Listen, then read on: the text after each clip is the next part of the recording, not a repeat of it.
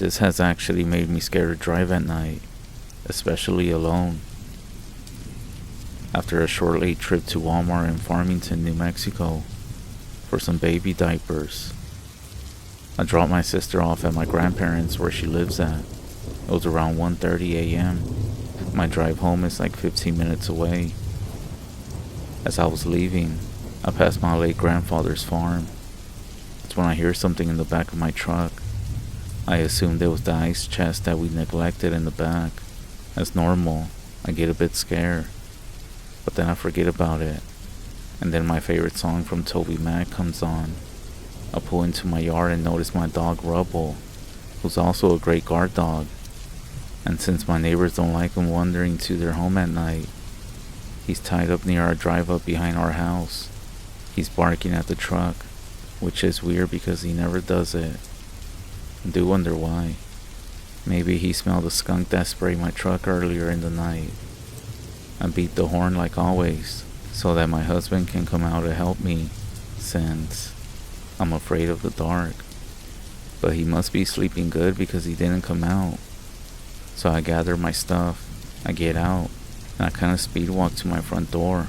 Before I get to the final step, I hear something, almost like a dog sneezing. I turn around, and on the driver's side of my truck, I saw what looked like a man. But the way he was standing was wrong. He was hunched over, just watching. His arms were hanging down, and his head was at an angle, sideways, just staring. He never made a sound. He barely even moved. And when I locked eyes with it, well, I couldn't see its eyes, but he was just standing still the whole time. At this point, I was so scared. I screamed my husband's name, and I hit the panic button on my vehicle's key fob. I started banging on the front door, screaming for him to open it. When I looked back, he hadn't turned around or left. He was still facing me, exactly in the same spot. And if I remember correctly, I couldn't stop staring at him, but I was also screaming and shouting for help. At this point, I was fumbling with the keys, just like people in scary movies trying to get away. I say it jokingly now. At this point, my dog was barking so hard it sounded like he was gonna break his chain. He happens to be a strong pit bull mix, and the only time he acts like this is when he's trying to get to something. I finally open my door, and I see my husband getting up from the floor. He tripped on my daughter's stuffed animal while rushing to open the door. I told him somebody was out there, and he ran to the closet, loaded his gun, and when he went back out, he was gone. And so he just shot a few rounds in the air. My husband is a retired veteran of 23 years. Legally, he collects guns as a hobby. I wish it was something I never saw. My husband doesn't let me go any place after dark now, and we had my father-in-law pray over our home and the area around. Was it a skinwalker? Maybe. I'm just glad he didn't throw that bone powder on me. I always thought they were lying, or maybe just drunk or exaggerating, but I know what I saw. And I know there's evil lurking at night.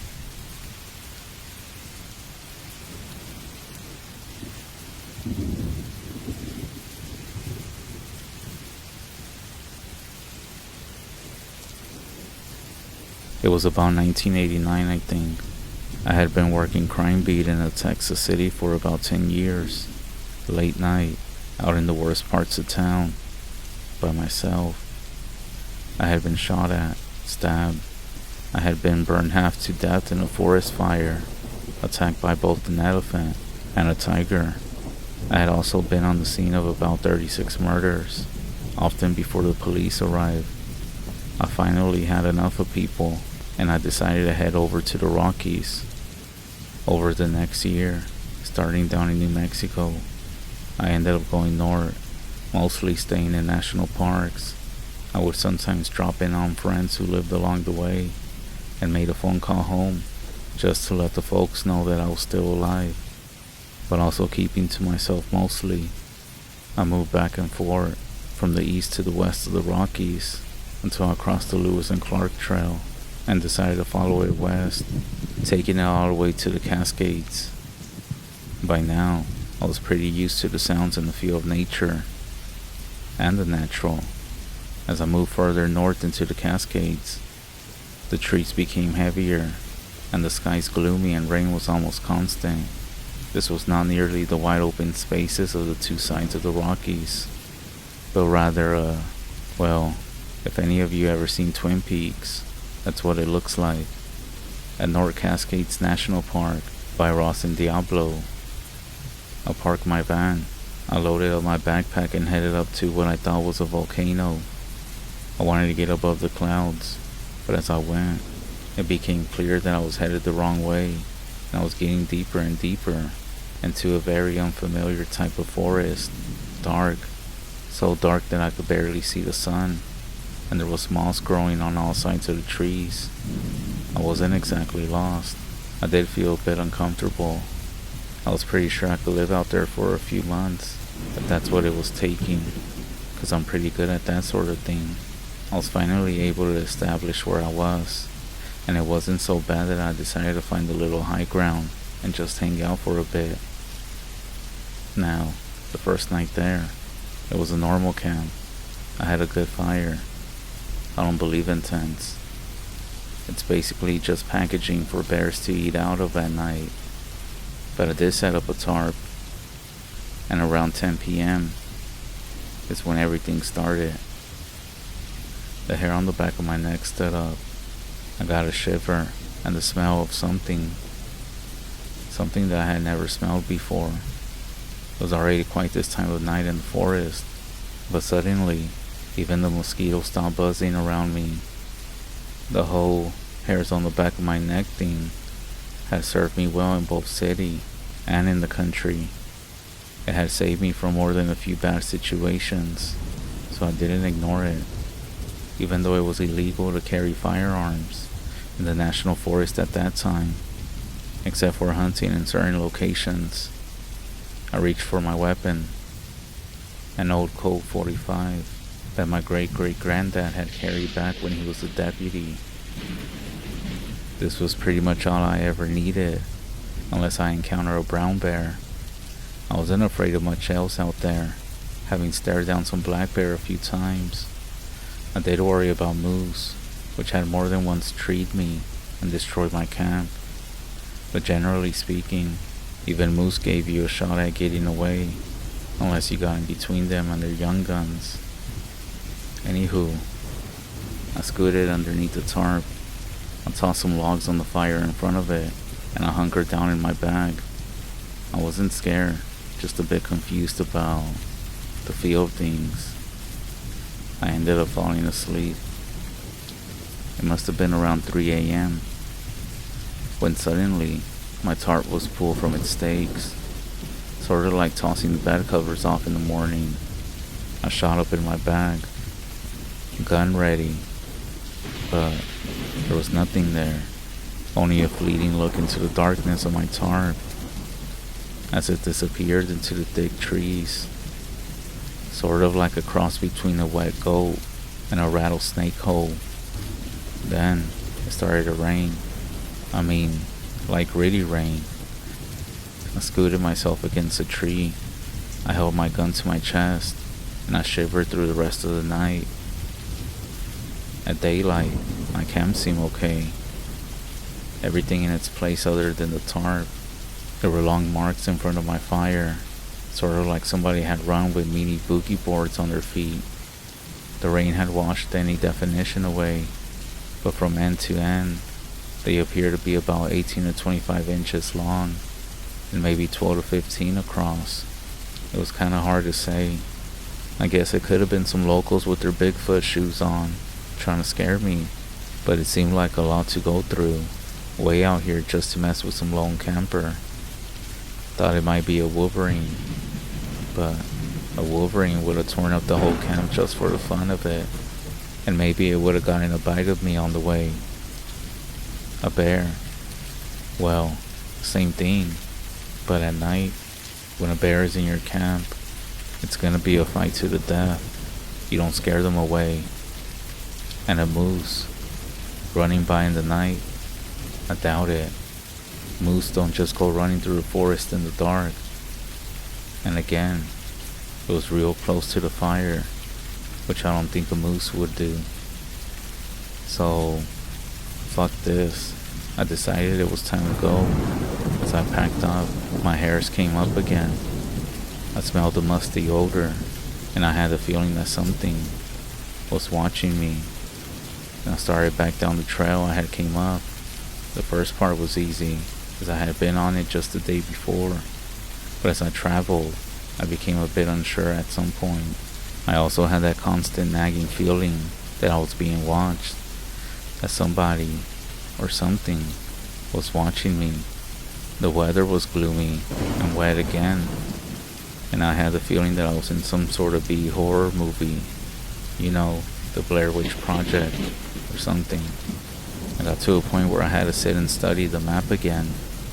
I wasn't sure I was on the right path, and there now seemed to be two of them, one going left and one right. Suddenly, I noticed something blue in the right-hand path. I got closer, and it was a torn piece of my tarp. Ripped. It wasn't cut. It was laying directly in the path. Now I had to ponder, whatever it was, clearly could have came for me, even though I had the 45 now stuck in my belt. I had pulled it out a few times in sort of a panic, but the fact remained, there was something out there. Something was definitely stalking me. And yet, this might sound weird to some of you all. Whoever, or whatever was out there, seemed to have given me directions out of the forest. So, not knowing which way to go, I took a leap of faith that whoever this was just wanted me gone, nothing more. I'll follow that path for the remainder of the day.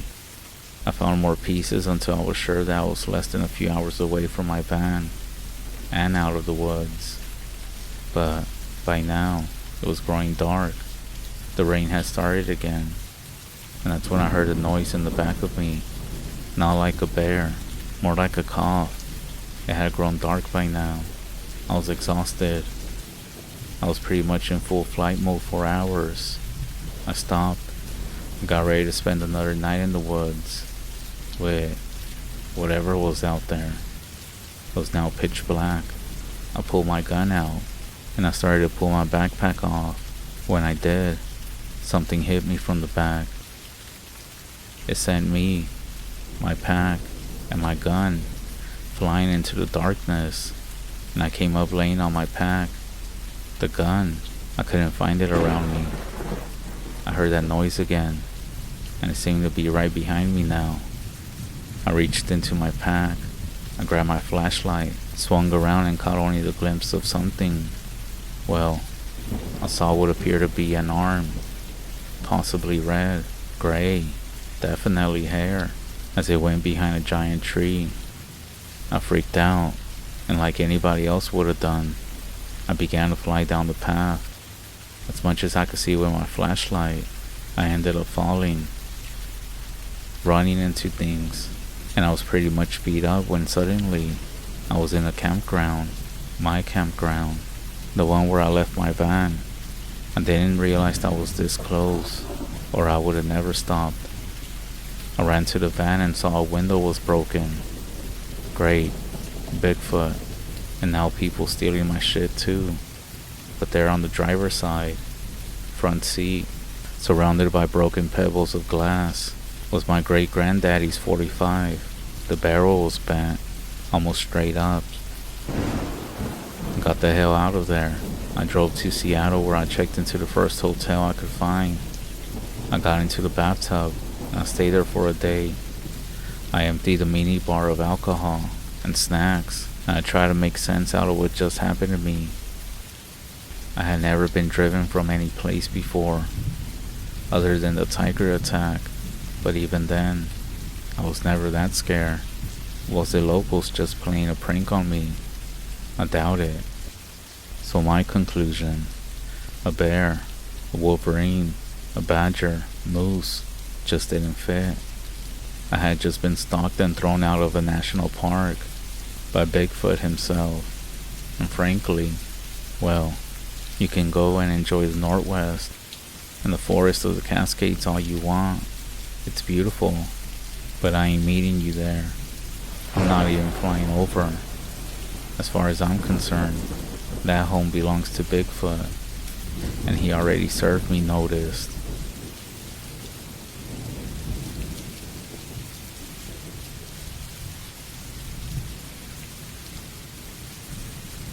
These are the stories told to me by my two best friends of 20 years.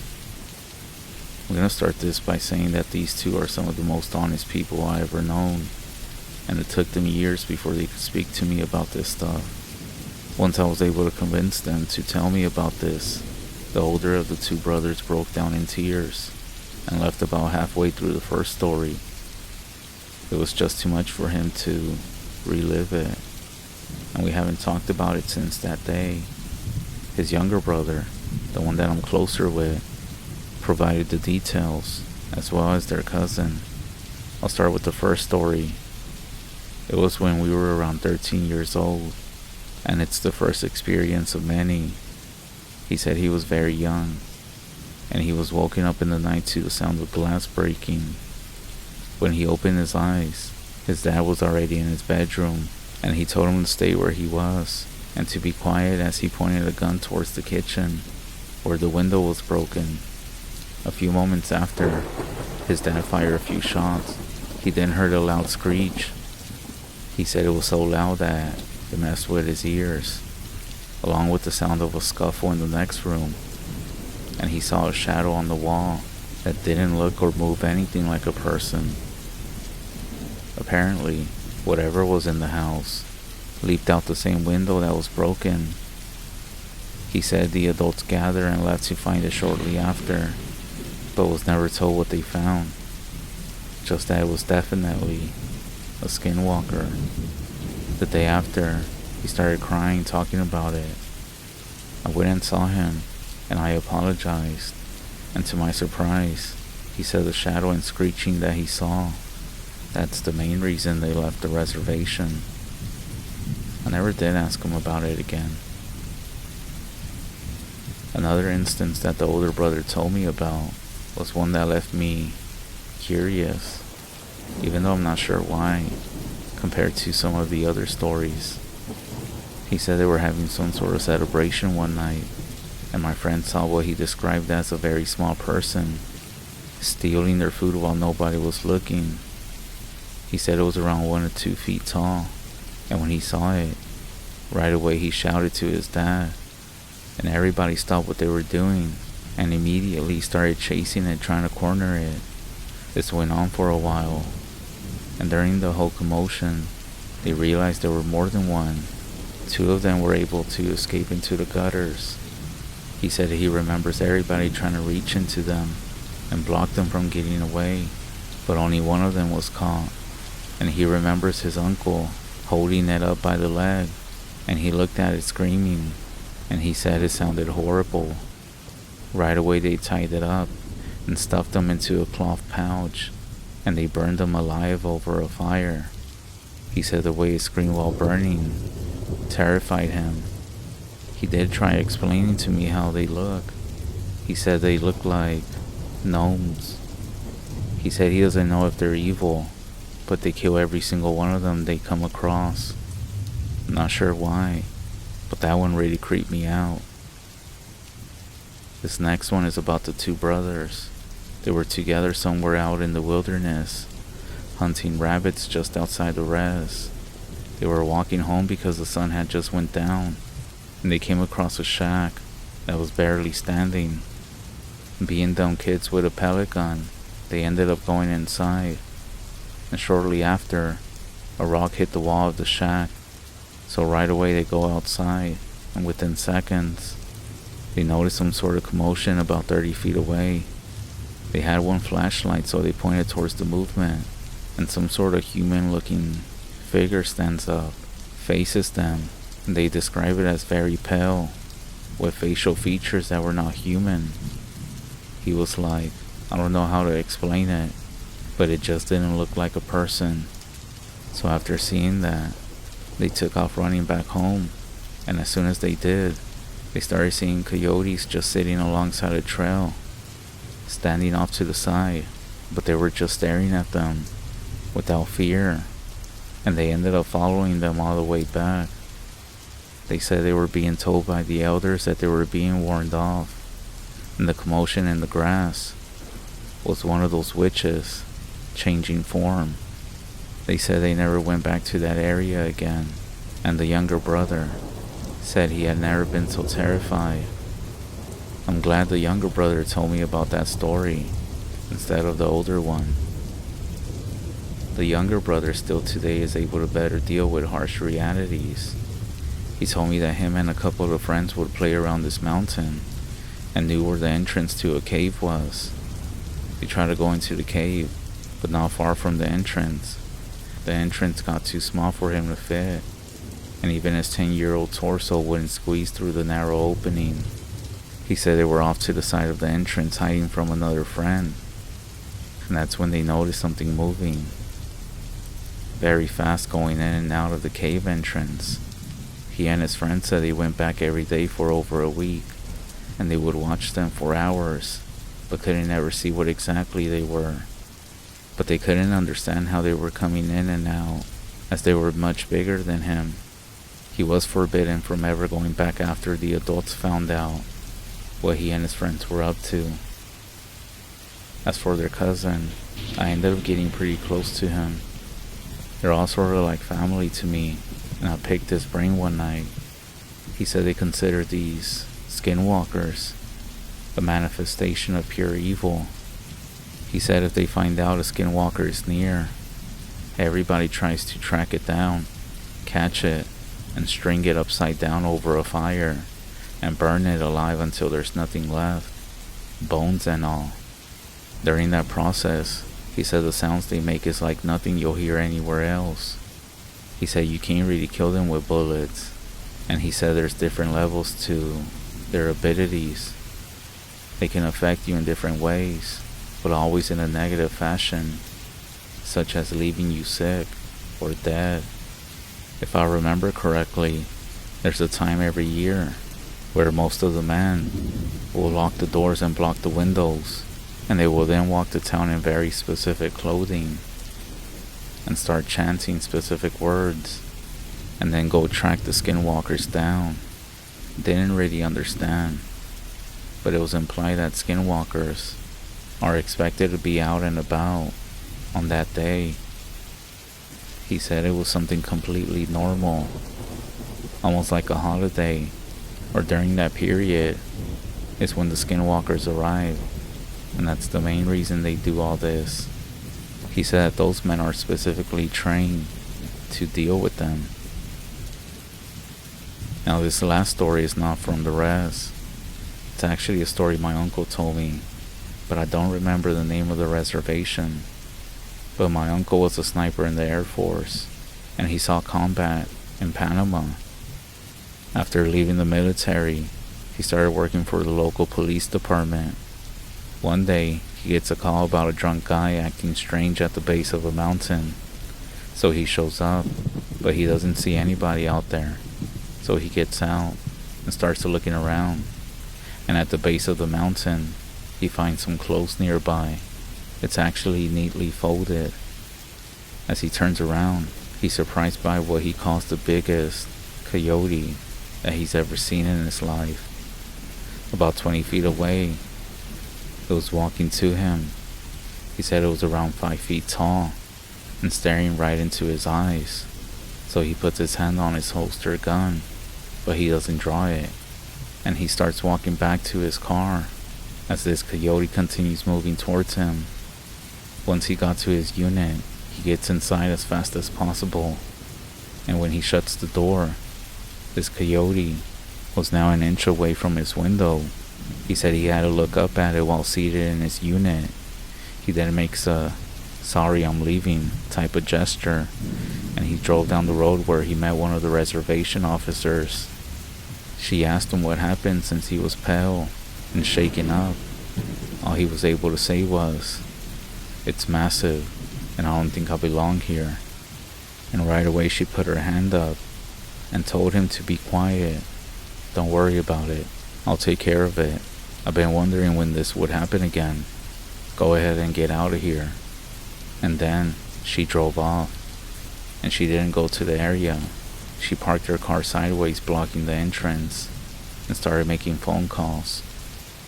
He said that the way this thing was looking directly into his eyes, not to mention the huge size and aggression, lack of fear, and the clothes nearby, he knew he was face to face with a skinwalker.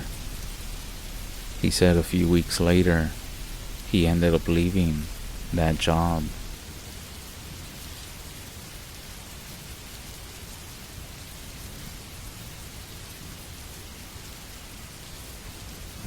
I live near the Smoky Mountains in Tennessee, and I've been hiking there more times than I can count, but I had never gone camping there, not until last summer.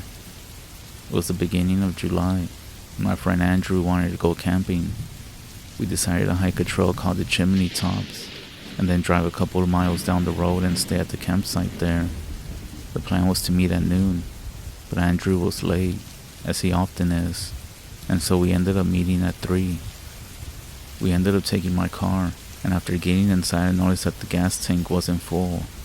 Not a problem, we would just fill it on the way to the mountains. So we set off on the hour-long trip to the Smokies. Only it wasn't an hour-long trip. We started talking, and before I knew it, I had turned on autopilot. We had missed our turn and were driving through Dandridge, a little town completely out of our way. Making a quick course correction, we turned south and picked up the pace. By the time that we arrived at the trailhead, it was around 7, and the sun was well on its way towards the western horizon. We geared up and completed the steep 4-mile hike, 2 there and 2 back, in a record of 2 hours, even with a brief stop at the top to enjoy the beautiful view. As we arrived back at the car, I realized that in the rush to make up for time lost on our detour, we had forgotten to stop and fill up the gas tank. Getting inside the car, I saw that the tank was well below empty, and it had been for some time. Not a problem. I thought the campground is only 2 miles downhill. We'll just coast there. We packed up and drove to the campground, only to find out that the campground had closed at around 8, an hour and a half ago.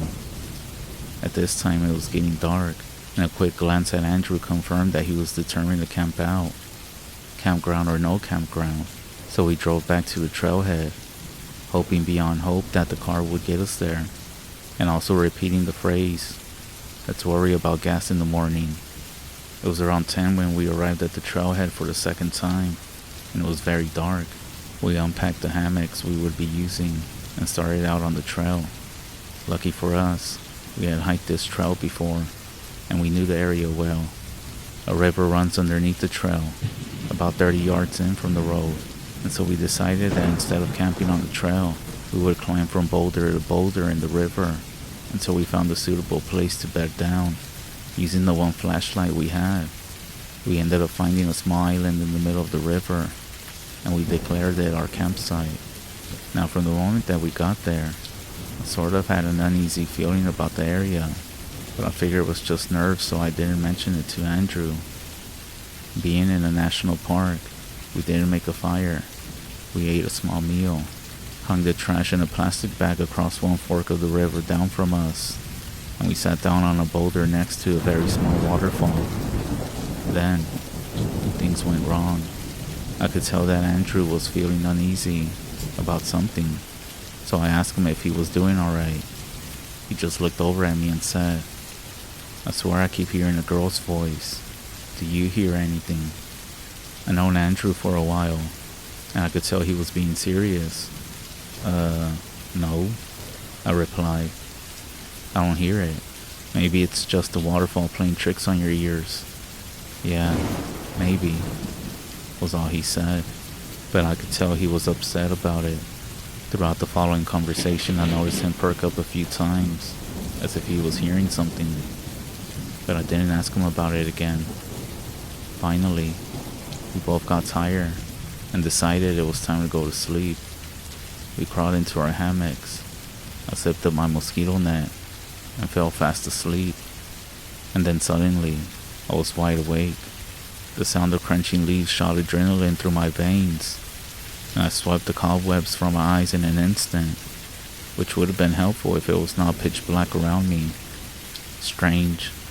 I could have sworn that the full moon that was out earlier should be giving off at least a little light. What if it's an animal, a wolf, or a bear? Or what if it's a person? It's not a ranger. They would have used a flashlight.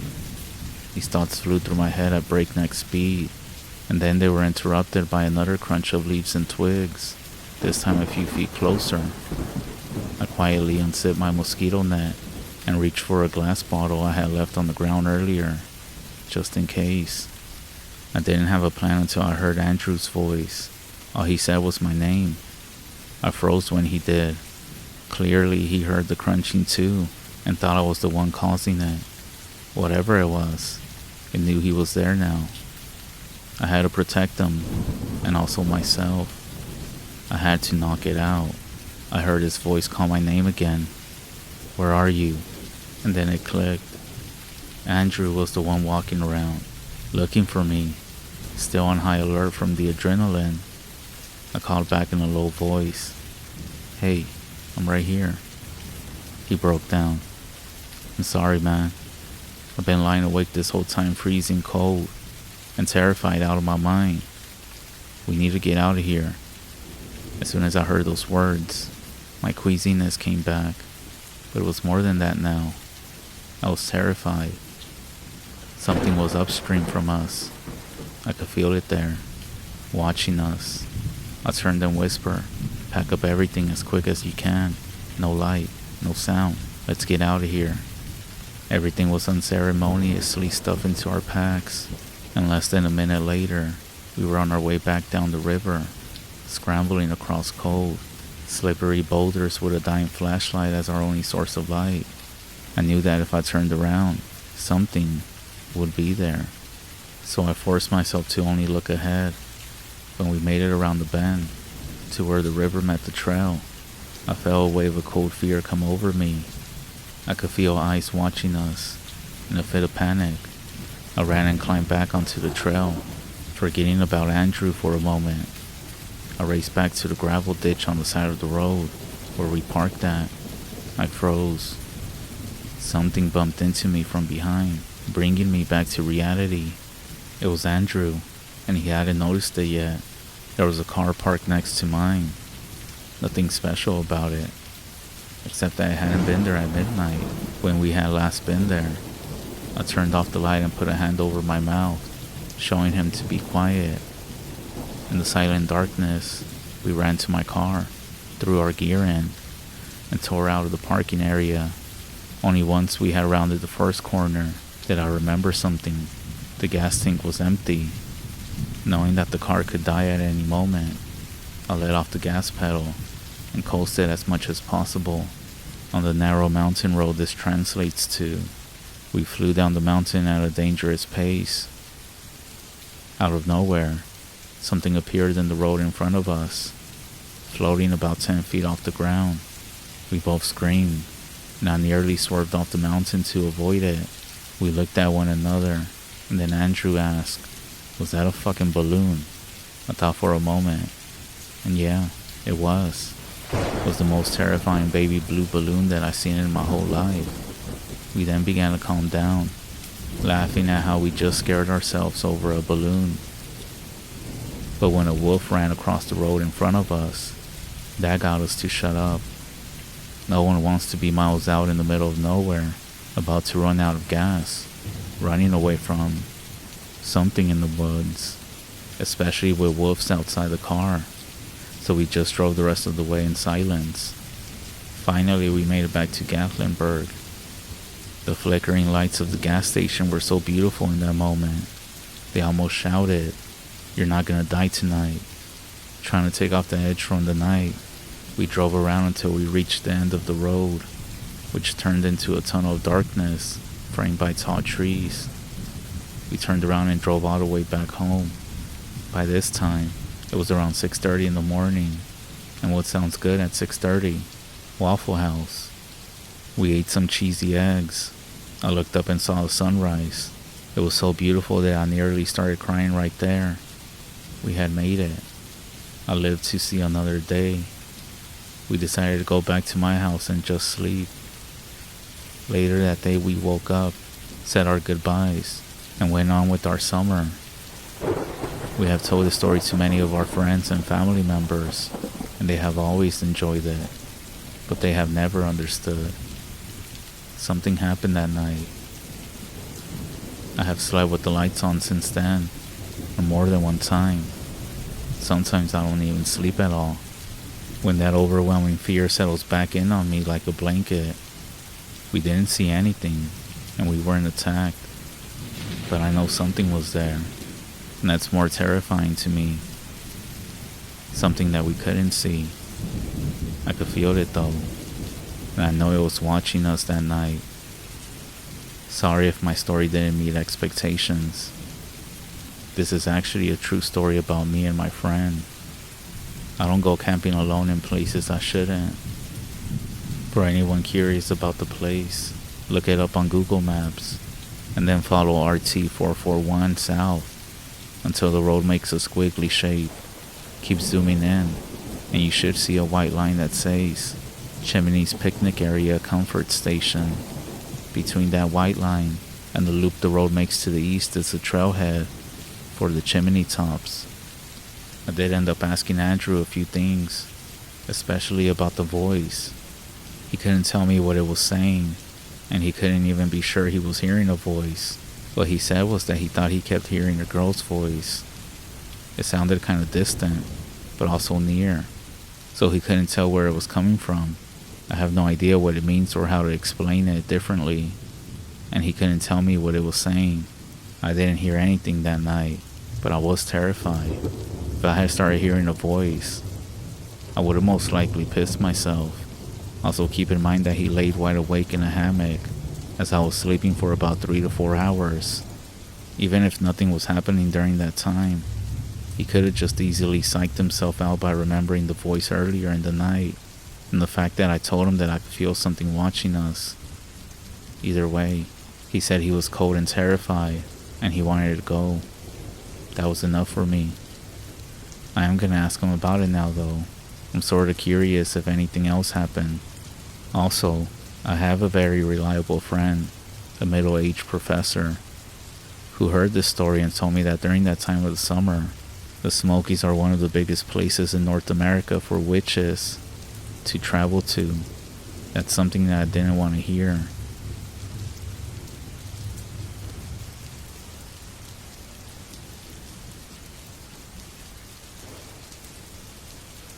I always avoided thinking about what happened, putting it down to bad dreams or bad reconstructive memory, especially once my high school psych class talked about how unreliable eyewitness testimony is, which is worth to Google if you're interested.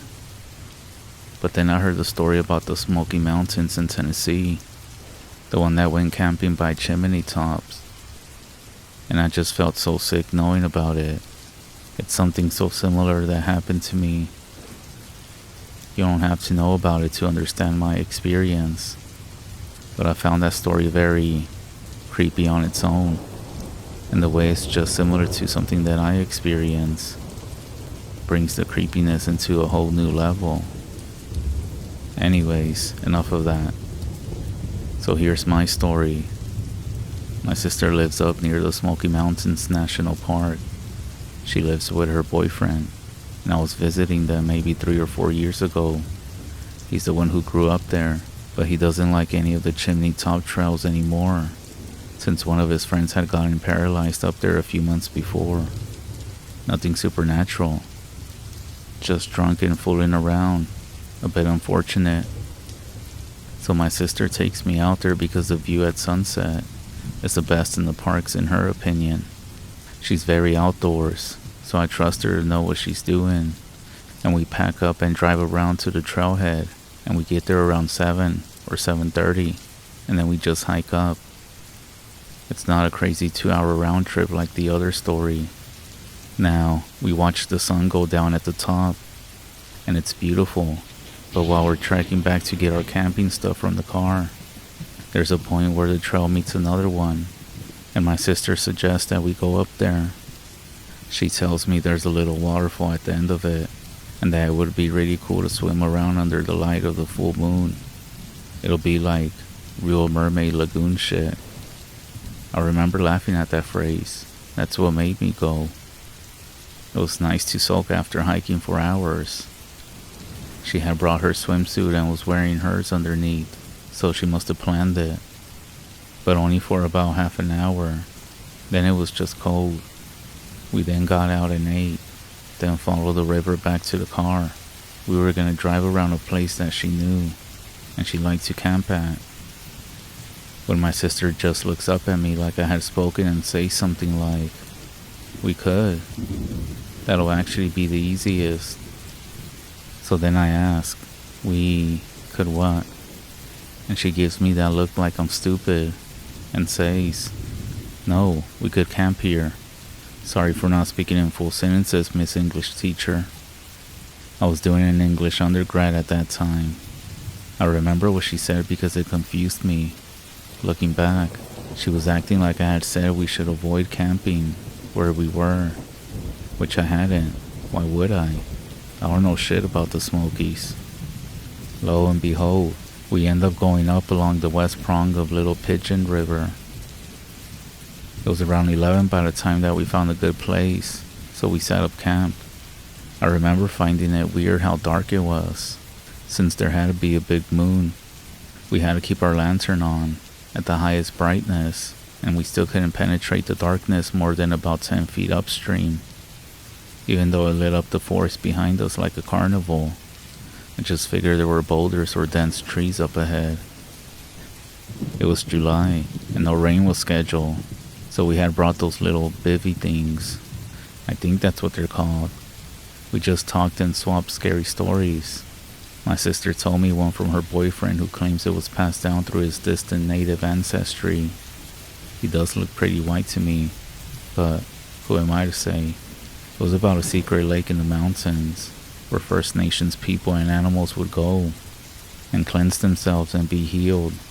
However, during the Revolutionary War, the white army men wiped out the tribe that were guarding the lake.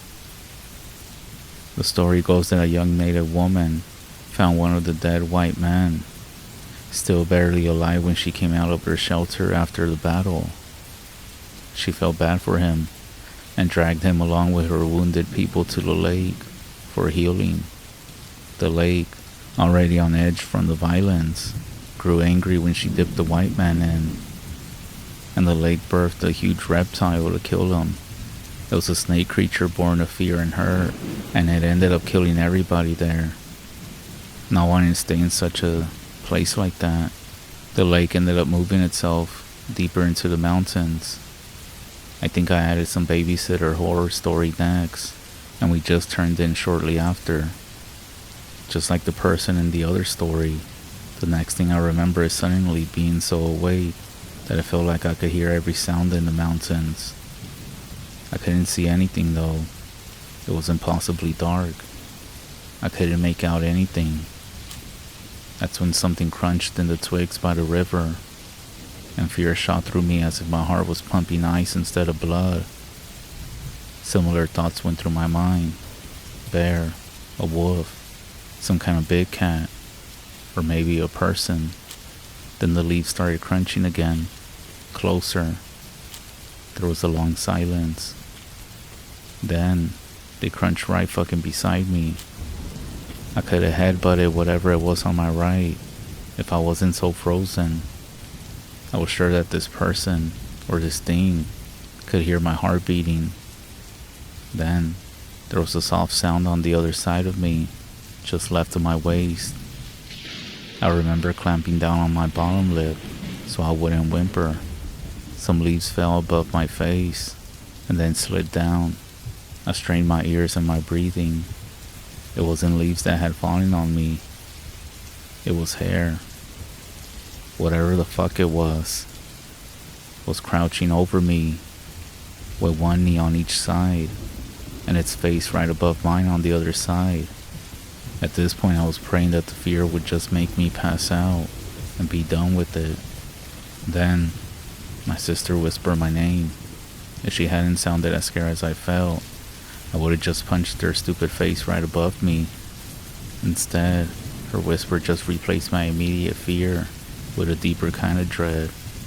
This was my big sister, the fearless one who did skydiving and hitchhike across Europe and all sorts of crazy stuff like that. All kinds of dangerous shit.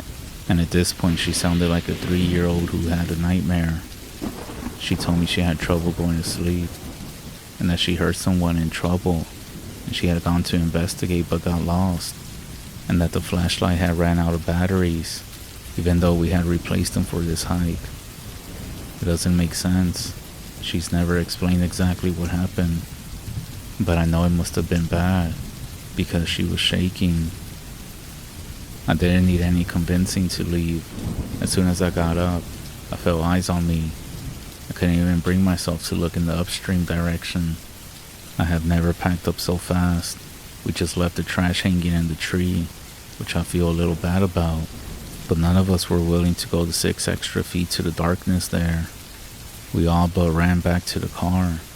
I don't think I looked back once the whole way, and every time that I glanced over at my sister, her eyes were wide and fixed ahead too.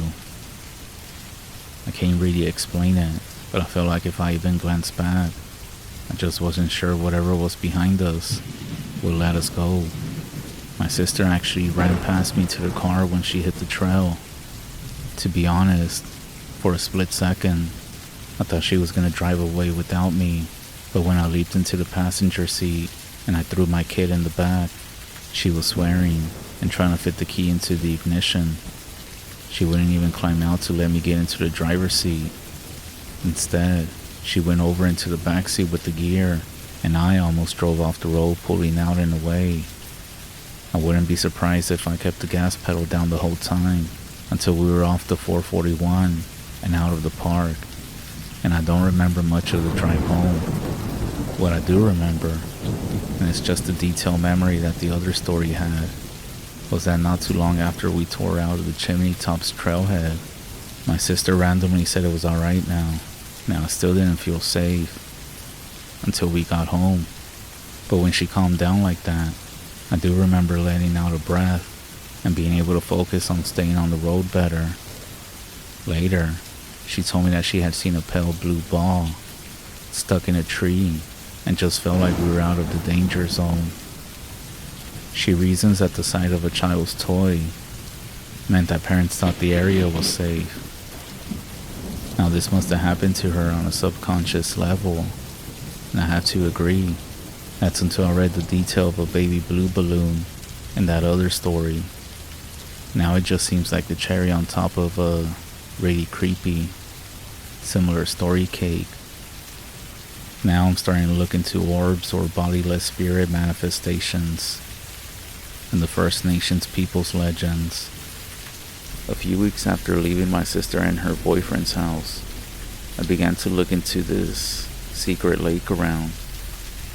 To my surprise, the lake was a real myth. I can't pronounce the name, but it's on the Wikipedia page of Chimney Tops. You can actually read the full legend of the shaman who looked around for a snake with a gem on its head, which is actually mentioned there. He found the lake near Chimney Tops and killed the beast, but a smaller one was born from his blood. And this other website that I found claims that the lake is west of the headwaters, where Little Pigeon River and those trails are at. That river runs right past an old Indian settlement, pretty much in the place of today's town of Cherokee, which one general destroyed on an anti-Cherokee campaign in 1776. It also quotes a mountain woman saying, "No white person had ever seen this place because evil had blinded us to its existence." You could take that as a white invader's evil, or maybe the evil of the lake.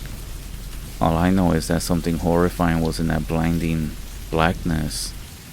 I never found anything about the native girl rescuing a white man and angering the lake, or anything about it retreating north. But my experience, and the previous one, have stories including a girl talking that only one person hears, and the voice actually warned my sister away. Maybe she scared us to save us. I'm actually not sure what to believe. Maybe we just freaked ourselves out. Maybe there's something going on that puts people on edge out there.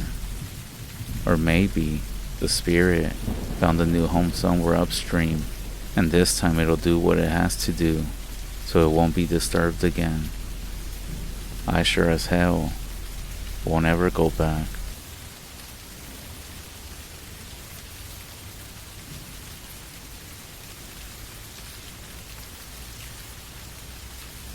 High school. Most people see it as a place of learning, a location where the minds of youth can be molded and shaped to get them ready for life outside those stone walls. Others see it as a lawless wasteland of chaotic teenagers just trying to figure out their own place in the world. Some still hold on to the belief that high school was the best 4 years of their life, as if acne and awkward relationships were the best things to ever happen to them.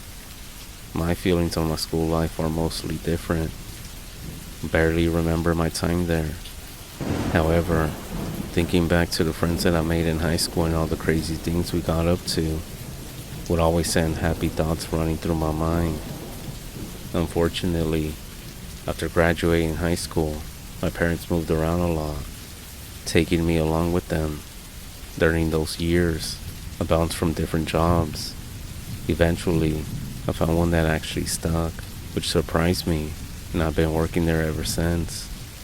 The downside was that the job required me to relocate to another city in a whole other state. This put me further away from my family, and even further away from my hometown. Because of this, I fell further and further out of touch with people from my past.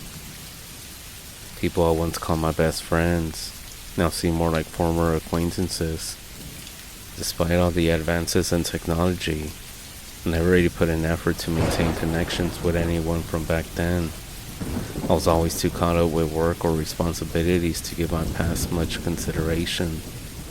Time does have a funny way of slipping past you when you least expect it.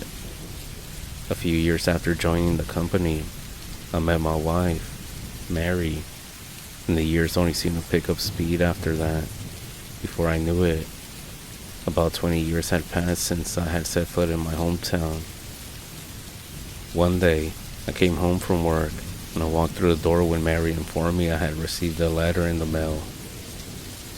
I tossed my bag on the couch, I poured myself a stiff drink, and I opened it. I expected it to be just another bill to add to the pile, but I stopped when I read the title. Cypress High welcomes you to the 20-year reunion for the class of '99. As I sip from my glass, I continue reading. The letter mentioned that the reunion was being hosted at the school itself and included a date. I couldn't help the cheesy grin that spilled into my face. Even though I rarely thought about my past, this letter started bringing back so many memories. I was once again standing on those laminated floors between whitewashed walls, listening to the ear-shattering bell indicating the next period. The smell of industrial floor cleaner from the night before still lingering in the air. My grin was short-lived. I wonder how on earth the school had found my address. It seemed weird that they were still able to locate me after all this time. I guess I hadn't truly been keeping myself a secret. I used social media about as much as the next guy, and some websites still listed my previous education. Before I could overthink it, Mary peeked over my shoulder and read the letter. She did ask me if I was going. I shrugged as I finished my drink. I told her I still had a lot of work to do at the office, and she just shook her head. She reminded me that I had been working non-stop for nearly 2 years straight, something that I was aware of, and she told me that I needed a break. She said it seemed like the perfect excuse. After some debating, I eventually caved, like I always did when it came to her. and I decided I would at least go check it out. If I didn't like it, I could always check into a hotel and spend some time visiting my old stomping grounds. I arrived in my hometown a little before sundown. I had about an hour before the event was supposed to start, so I spent that time driving around my old neighborhood. Each turn down a new street resurfaced memories. I was literally going down memory lane. Before I knew it, the sun had set, and I realized how late I had let my sightseeing run. I quickly turned onto the main road, and I tried to navigate back to my old high school. I drove to the edge of town. I turned down a few side streets, and I pulled onto the long, narrow driveway leading towards the large, darkened building in the distance. As I parked, I stared at the high school. It looked almost run down. I looked around and saw only a handful of cars in the parking lot. I assumed that not many people had chosen to come. I stepped down and approached the school. The building was just as I remember from my youth.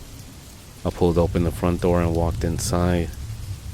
I was caught off guard by the lightless interior. I assumed they might just be setting up some presentation or something. As I walked through the halls, I began to feel unsure.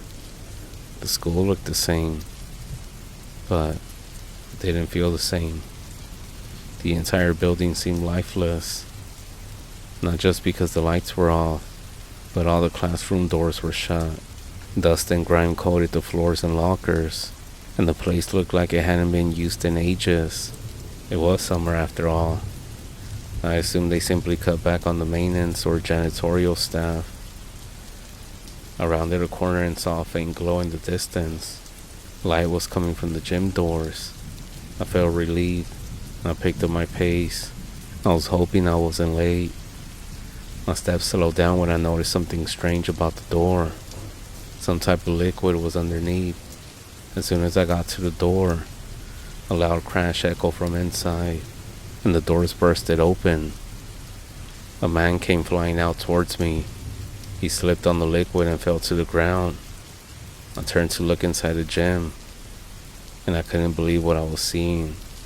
The light was coming from dozens of candles lining the floor. Among them were bodies of various people lying motionless. On top of each one was something humanoid, but clearly not human. Their forms were completely silver, like living mirrors. Their fingers looked like jagged shards of glass, each piercing the chest of the person beneath them. As I stared in shock, something grabbed my foot. I recoiled and looked down. It was a man who had fallen. He spoke a single word. Run. One of the silver things crawled into the doorway and leaped onto him, piercing his back with its sharp fingers. It turned its metallic face towards me and slowly began to change. Within seconds, it looked exactly like the man beneath it. Another one began walking towards the door. I spun on my heels and ran. My footsteps echoed down the hallway. I didn't fucking look back. I kicked the front door open and stumbled into the parking lot. As I caught my breath, I looked back and saw it approaching the doorway. I ran to my car and drove away as fast as I could. Once I had collected myself, I called the police and reported everything at the Cypress High 20-year reunion. After a moment of silence, the dispatcher asked me if I was joking. She told me that Cypress High had not been used for nearly a decade. The school had been closed, and students had been moved to a newer building across town. After insisting I wasn't joking, she agreed to send officers to investigate. I drove straight home. I wasn't going to stick around. The entire drive, I tried to rationalize what I saw. I decided it would be best to repress the whole ordeal. That was until a few days ago, when we got a letter. It was addressed to my wife. It was an invite to her 20-year high school reunion. She did mention that it was strange how her school had somehow found her new address after all these years.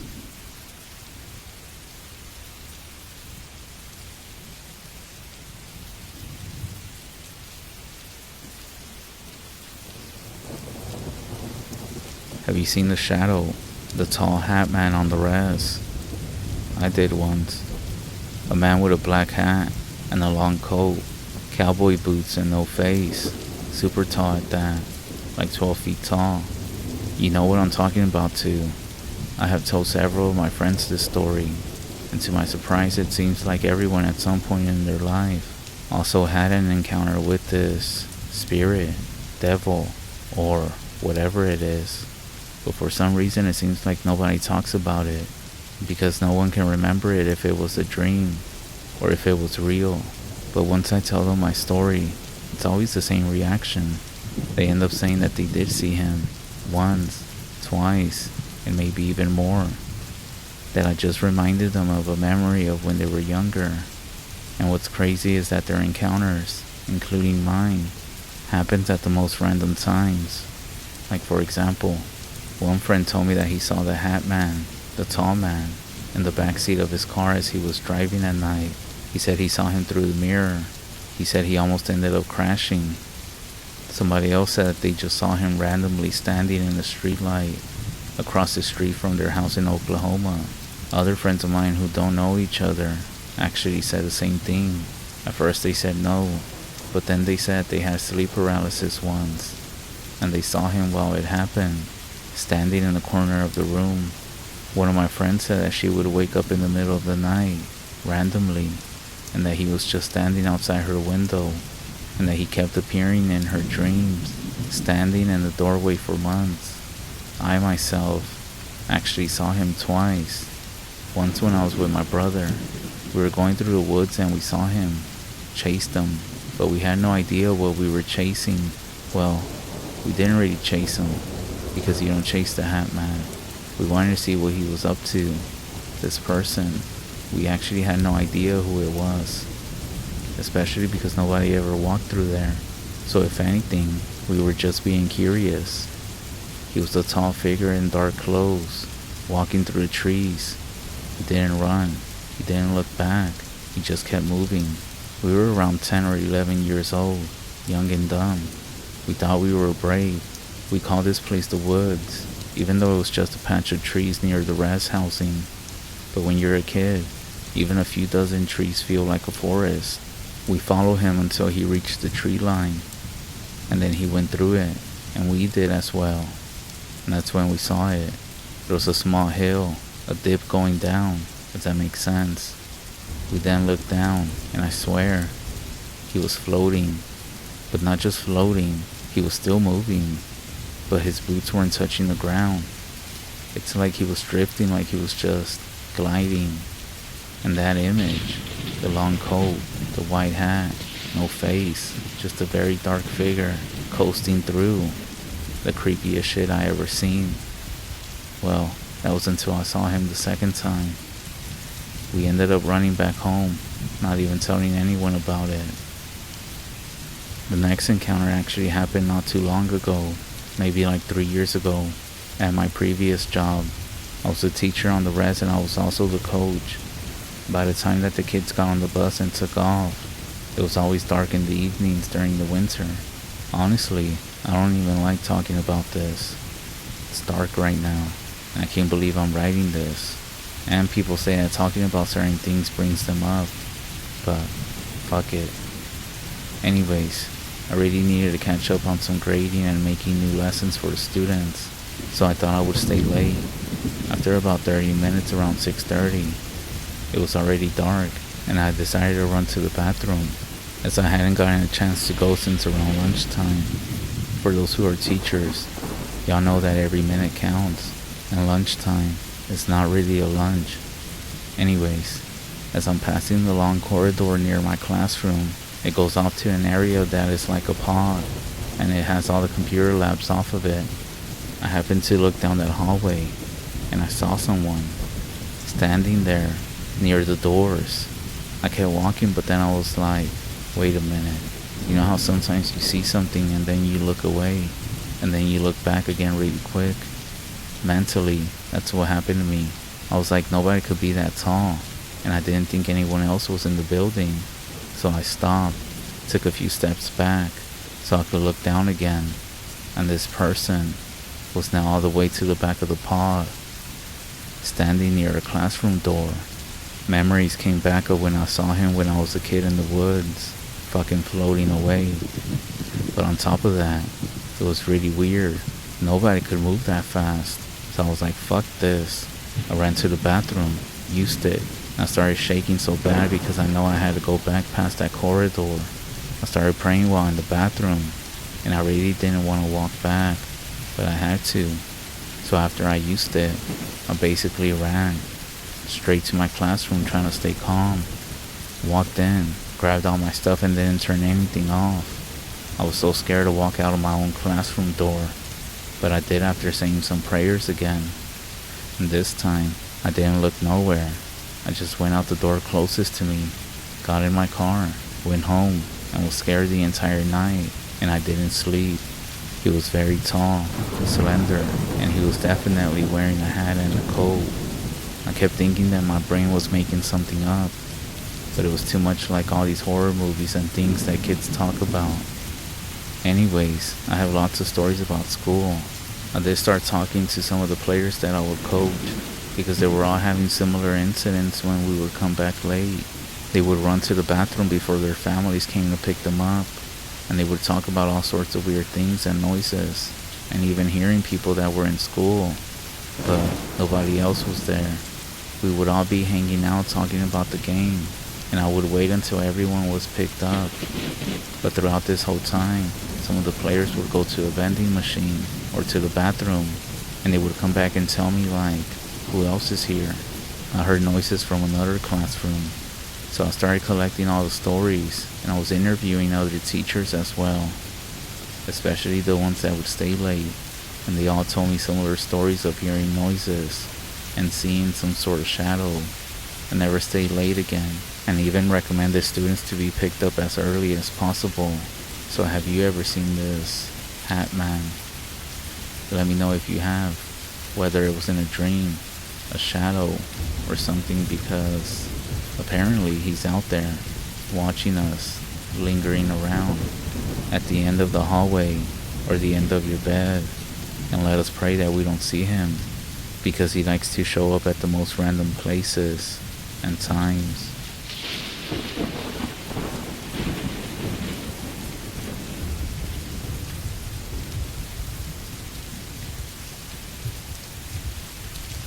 I know you heard plenty of stories from the res, from your grandparents, passed down throughout the years, but this one's different. This one's not a third-hand account or something I heard from somebody else. No, this, as people like to say, comes straight from the horse's mouth. Something that I went through when I was a lot younger. I'm an old man now, and this happened around 40 years ago, back in the early 80s. Wow, time flies. I was living with my ex-wife, no longer with her, but for the sake of the story, I want you to be fully aware and experience what I did. Now that I think about it, fuck, it all makes sense now. I want to say something that popped in my head, but I'll tell you at the end. I just can't believe I hadn't connected the pieces. So we were living in a 3-bedroom trailer at that time. It was about 4 miles north of this community. The trailer was right off the highway. We had about 3 neighbors who lived about half a mile from us, so we were pretty isolated. Isolation isn't always good, at least not out here on the res, especially in the area that we were in. We always got all kinds of people coming around at all hours of the day and night. People who break down on the road, hitchhikers, drunks, all kinds of people. So basically, we were way before you entered our community. So if you came walking or broke down the highway and came into town, our home would be the first thing you see. I remember it was Christmas Eve. My ex had relatives who had a church about 25 miles north of where we lived at. It was a dirt road all the way out there in the backcountry. Now, her relatives always had a Christmas get-together dinner and a gift exchange on Christmas Eve. Her family wasn't fully native, so they did things a bit different. By the way, we had 2 kids. They are fully grown now, obviously, but at that time she wanted to take the kids out there. I didn't really know her aunts and uncles, so I told her that she could go with the kids and I was just gonna stay at home. So I stayed home with our cat, and we also had 2 dogs. It was cold outside, and around 10 p.m., I was watching a concert on DirecTV laying down on the couch. All of a sudden, the cat started hissing and her fur and tail stood straight up. She was sitting in the kitchen window still looking outside towards the north. I figured she was acting this way because our 2 dogs were outside. I had to let them out to use the bathroom, but she kept on and on, like she was mad and hissing and growling very loud. But then, what really put me on edge was when our dogs Barkley and Betty, they also began barking. I then heard them start to fight with something outside. I looked out the living room window, and I saw them attacking a damn bear outside. I said a bear, not like a huge bear, but I swear it was a bear. Now, here's the crazy part. There's no bears out here, so I was in shock. I did own a rifle at that time, so I went to my room and got my gun and loaded it. I remember the moon was out, and I could see very well. I looked out the window again, and this time, Betty had jumped on the right rear leg of the bear, and she bit the bear's leg. What happened next is the craziest thing I ever heard, or witnessed. After she bit the bear's leg, the bear let out a scream, but not just a scream. It was a woman's scream. Keep in mind, all of this happened in split seconds. The bear then hit Betty, and Betty flew about 10 yards away. As soon as that happened, I ran outside with my rifle and started firing towards the bear, and it took off running towards the east. The strange thing about it was when it took off running, it sounded like a horse that was running. You could hear it hitting the ground as it ran into the darkness. I went to go check on Betty, and she was laying there, not moving. She had some kind of green slime oozing out of her mouth. I picked her up and took her inside. I put a blanket down on the floor near the wood stove, and then mixed up some medicine herbs and some water and put some in her mouth. When my wife and the kids got back well after midnight, I told her everything that happened. She was scared. I don't even think I should have told her, but she seemed to be in shock. I'm sure she was just tired from the long trip as well. She didn't ask anything. She nodded and told me to get some rest. We then went to bed. Around 2 in the morning, somebody was knocking on the front door. Now, here's another negative thing about where we lived at. Remember how I said we would come across all sorts of people, especially at night? Well, I want to say that people were stranded on the highway, and they walked towards town, and our home was the first thing they saw. Sometimes some of these people were persistent, and they wouldn't stop knocking till somebody opened. Sometimes you could just ignore them, but oftentimes it's better just to let them know that you couldn't help them. It was just very annoying. That's when my dog started barking, so there was no way to ignore it. So I got up, put some shoes and a hoodie on, and I forced myself to go see who it was. I opened it, and there she was. A woman, standing, leaning against an old red truck. She looked at me with a smile. I remember what she said too. "Good evening. I'm having some trouble with my truck. Could you help me?" Something about her made my skin crawl. I'm not sure if I was still half asleep or something, but something was off. About her, at least. Her smile never changed. She was literally just smiling the whole time. Now, like I said, we got plenty of weird, crazy, good, normal, all-around types of folks in the middle of the night, so nothing could really surprise me at this point. I looked around just to make sure I wasn't getting set up or anything, or for anything that looked off. As I started walking towards her, that's when she walked in front of the truck to open the hood. When the headlights of the truck lit up, that's when I saw it. I noticed that one of her legs was wrapped up in some sort of white rag, soaking through with what looked to be blood. It was fresh. I felt my stomach drop. It had to be her. She was the one that the dogs had fought with. I stared at her for a moment, and something clicked. Her appearance, the blood, that creepy smile, it all made sense now. Before I could say anything, she seemed to notice the shift in me. She said, "I don't need your help anymore." That's when I ran. I ran back inside and I slammed the door shut.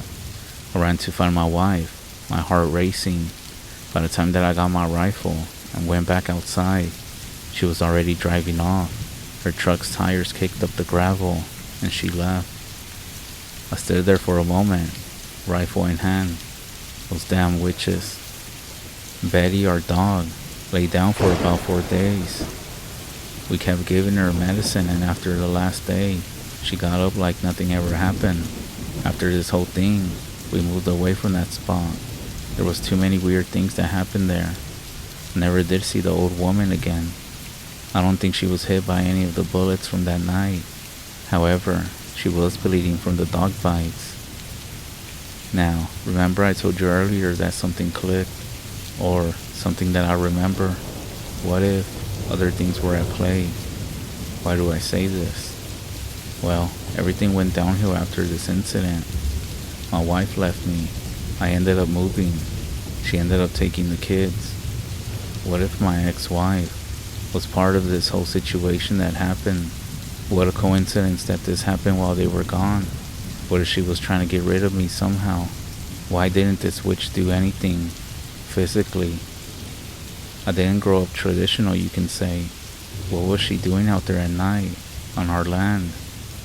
What if her family isn't really a normal family? I never did meet them, and I never went to these so-called Christmas Eve parties that they would have. I don't know what to think now.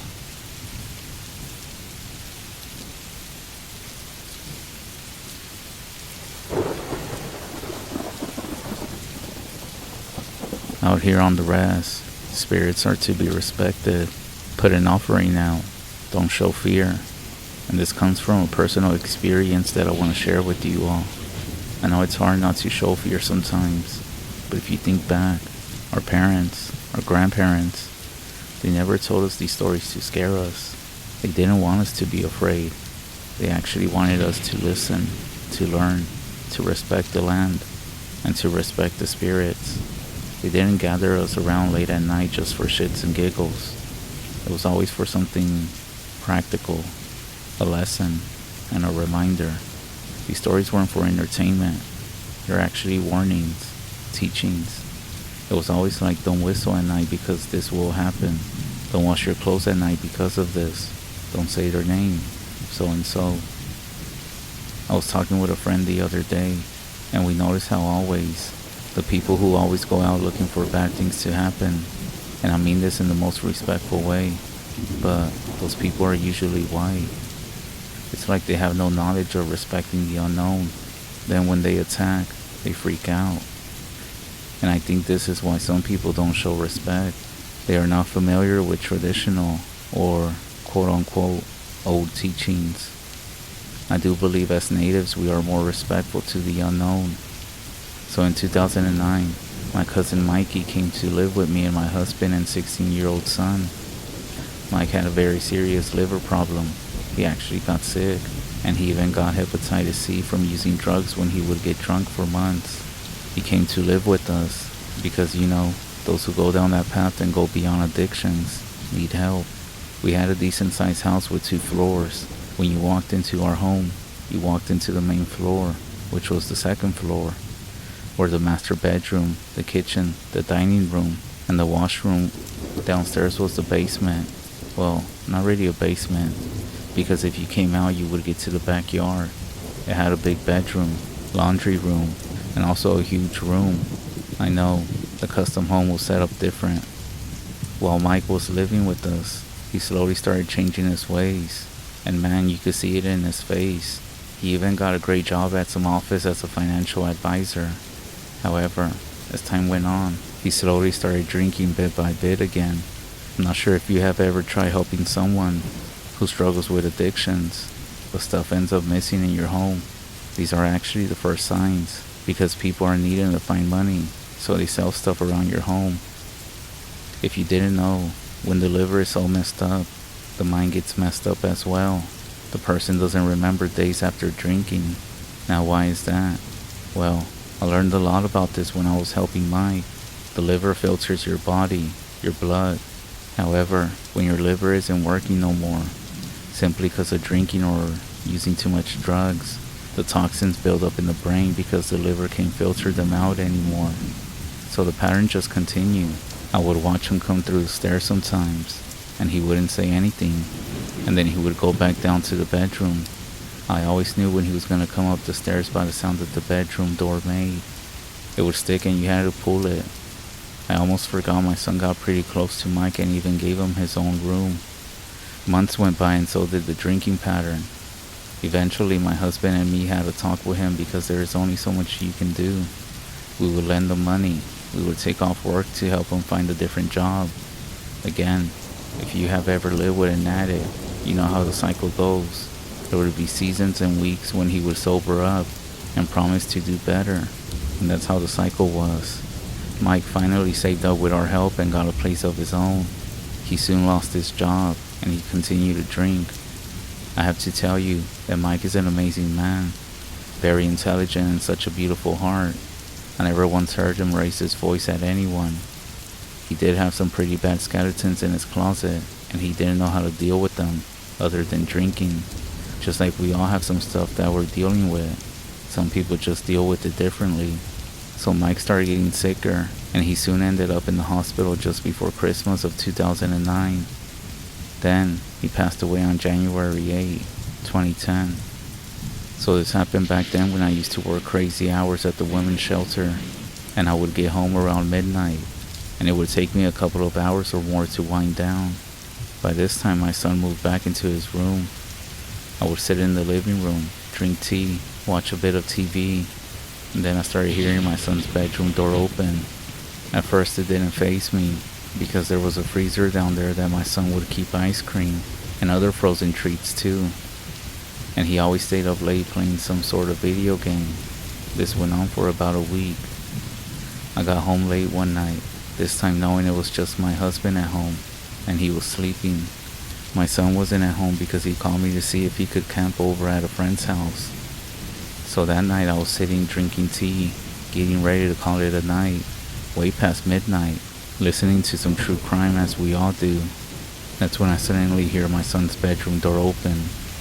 This time I was like, what the fuck? The hair on my arm stood up as I looked at the stairs, feeling really off, and more than a little freaked out. I felt like someone was there, and all of a sudden, it was gone. Knowing that I heard his door open, I had to go check, in case someone had broken in. Looking back, I should have woken up my husband, but hey, we all respond differently in those situations. My heart was racing and my hands were shaking. His door was closed. What the heck? I just stood there for a second, not sure what to think. Then I went back upstairs and headed to bed, feeling safer beside my husband. I did keep this to myself. A few days later, I get home from work late at night again, and my son is up. He's waiting for me. He tells me he was sleeping, to the point where he was dreaming too, when suddenly he woke up to a noise. He saw that his TV was on, and his door was open. No one was there, but he swears that he saw a face by the door. He said it was just the silhouette of somebody, but that it most definitely felt evil. He also had school the next morning, so I told him that he could sleep in our room for the night. The next morning, his eyes were puffy and tired. He said he didn't sleep at all, and he could hear us snoring, but that he also heard the door open again and again. So he was simply too afraid to go back to sleep, especially because of the bad dream. I told him to stay home from school that day. I had no idea what to do. So I called a friend and told her everything. She gave me a name of an elder, someone that was known for cleansing homes of spirits, and that part stuck with me. I called him, and he told me not to explain anything. He just told me to come over and that he'll see what he can do. So we ended up going, me and my son. I brought a pouch of tobacco to his home, and we sat while he held my hands with his eyes closed. He didn't speak for a minute. He was just listening. He then opened his eyes, looked at me and said, You have someone in your home." I simply nodded. I was thinking he was talking about my husband, but he grabbed his coat and a small wooden box. "Let's go," he said. We got back home. He was asking to go downstairs. He said that the spirit was waiting. He told both of us to come with him. We followed him downstairs, nervous, shaking. The elder opened the wooden box. Inside were bundles of herbs, sage, sweetgrass, cedarwood, and a few others that I didn't recognize. He lit a bundle with matches, and the smell filled the room. He started going around, and he started asking questions. "Why are you here? What do you need?" Then he would stop like he was listening, and he would respond with, "Okay, I see. I'll tell them." He then turned to my son and said, "Your uncle says thank you for everything that you did for him, for respecting him. He says to never give up, and he's not saying goodbye because he'll always watch over you." At that point, my son broke down in tears. I felt something shift in the room. It felt warm, but heavy. Then the elder turned to me, and I'll never forget the look in his eyes. He said, "He has something to say to you as well. He says thank you for taking him in when no one else would, for loving him when he didn't love himself." I started crying at this point. However, the elder said there's one more thing that we need to know. Before he came to live with you, he got involved with people he shouldn't have, people who practiced bad medicine. He was in a dark path, and someone, maybe a stranger, maybe even someone who claimed to help him, but it wasn't good help. It was a skinwalker. They don't always show up the way you think, and this thing has been tied with him ever since. The elder said that when Mike came to live with us, Mike carried it with him. He didn't know, but it clung to him through his suffering, his addiction. And whenever Mike moved out, that thing, it stayed behind. That's what opened the door. That's what your son saw. It wasn't Mike. I started to remember the chills that I had that night, the cold air, the creepy feeling, everything. I know it wasn't just my imagination. The elder then requested to open the window and remove the screen, and we did. We said a prayer, and the elder did too. He let the sage bundle burn down. Then he told us to leave the room for a few minutes. We went upstairs, sat there quiet. Then we heard it, the bedroom door. But this time, the energy felt different. It felt peaceful. I do want to end this by saying something. I know Mike didn't win every battle. He struggled. He fell. He lost things, jobs, relationships, and even pieces of himself. But I know he never stopped fighting. He battled addiction, illness, and in the end, he started battling something darker that was trying to claim him. Bad medicine may have followed him, and maybe it was the cause of his addiction. I know we gotta play our part too. I know Mike had a good heart, and I know this wasn't the end for him. This was just the beginning of his real journey. And if he's out there now, watching over us, I hope he knows that we still love him, and that we always will.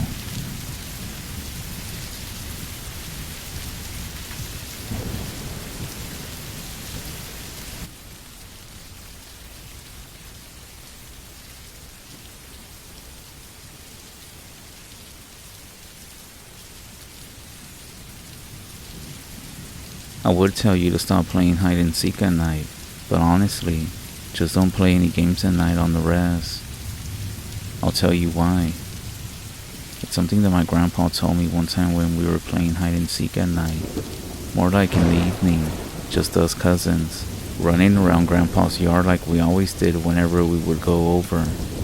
I remember it was getting late. The sun had started to set, and it was going to be getting dark in just about an hour or so. I was crouched behind the shed peeking, trying my best not to laugh, when I heard the back door creak open. Grandpa stepped outside. The shed was right across from the backyard door, So of course he saw me peeking my head from the distance when he came out. He stood there for a moment, watching us. Then, in a serious tone, he asked what we were doing.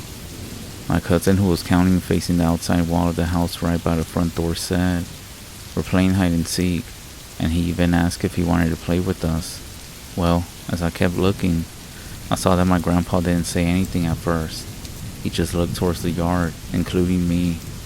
He then said out loud for all of us to stop what we were doing and come to the fire in the yard. My grandpa always had this ritual to get all his grandkids together by the fire and talk to us the day before we left back home. A tradition that I miss now that I'm grown. But nobody argued. We respected our grandpa, so we all came out of our hiding spots. I came out behind the shed, one of my cousins from inside the shed, another from inside the house. Cheater, I know, and another one from a tree. Pretty good hiding spots if you ask me. So we gathered around the fire pit while he threw a few more logs down, and he told all of us to sit.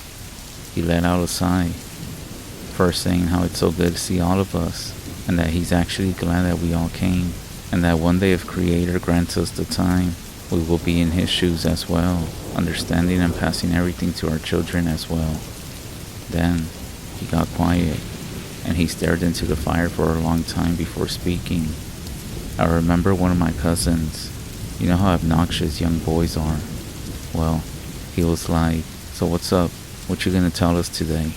I remember he said that we have so much to learn, and that he wants us to learn something tonight, before we end up leaving tomorrow. He started off by saying that he was gonna tell us a story, but it wasn't gonna be a story like any other he's told us before. He said that the story was about our great-great-grandpa. It's been passed down through each generation, but he was waiting for the right time. He said our great-great-grandpa Gary. By the way, he said that wasn't his name. However, at the time that Gary was here, because of colonization and assimilation, is that many of them no longer had native names anymore. The government only documented quote-unquote American names. Many natives who got the privilege to being raised around their own culture still ended up getting their indigenous names during the ceremony. So he said that when Gary was around the same age as us, he was taken to one of those boarding schools, the ones that would take your hair, your culture, your language, everything. That's what Gary had said. Keep in mind again, this is my great-great-grandpa. So this was mostly around the early 1900s, at the peak of boarding schools, when the motto was literally, "Kill the Indian and save the man." The places were at some church schools, nuns, the priests, the teachers abused the young boys and girls, to the point where some girls would get pregnant, and they would have to leave the boarding school, but I won't touch on that today. Gary described the boarding school as old. They made the boys cut their hair. They beat them if they spoke anything other than the English language. They were forced to sing Christian hymns in English.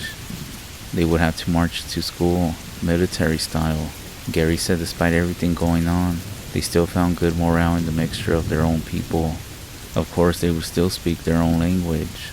Sometimes they would get caught, but that didn't prevent them from talking in secret. So Gary said that there was a basement under that school, off limits, and the kids were not allowed to go down there. Not just because the teacher said so, or as Gary called it, the military staff, but because other kids spread rumors, saying the bodies of kids were kept down there of those who were punished. He said one night, a few boys decided to play hide and seek around 10 p.m. when they assumed everyone was asleep. They said it was just for fun. Said something about not being afraid. I guess they had to find something fun to do. They would always play this game once a week, always having the same places to hide at. And I guess the exciting part was not only hiding from the person looking for them, the seeker, but from the actual military staff as well.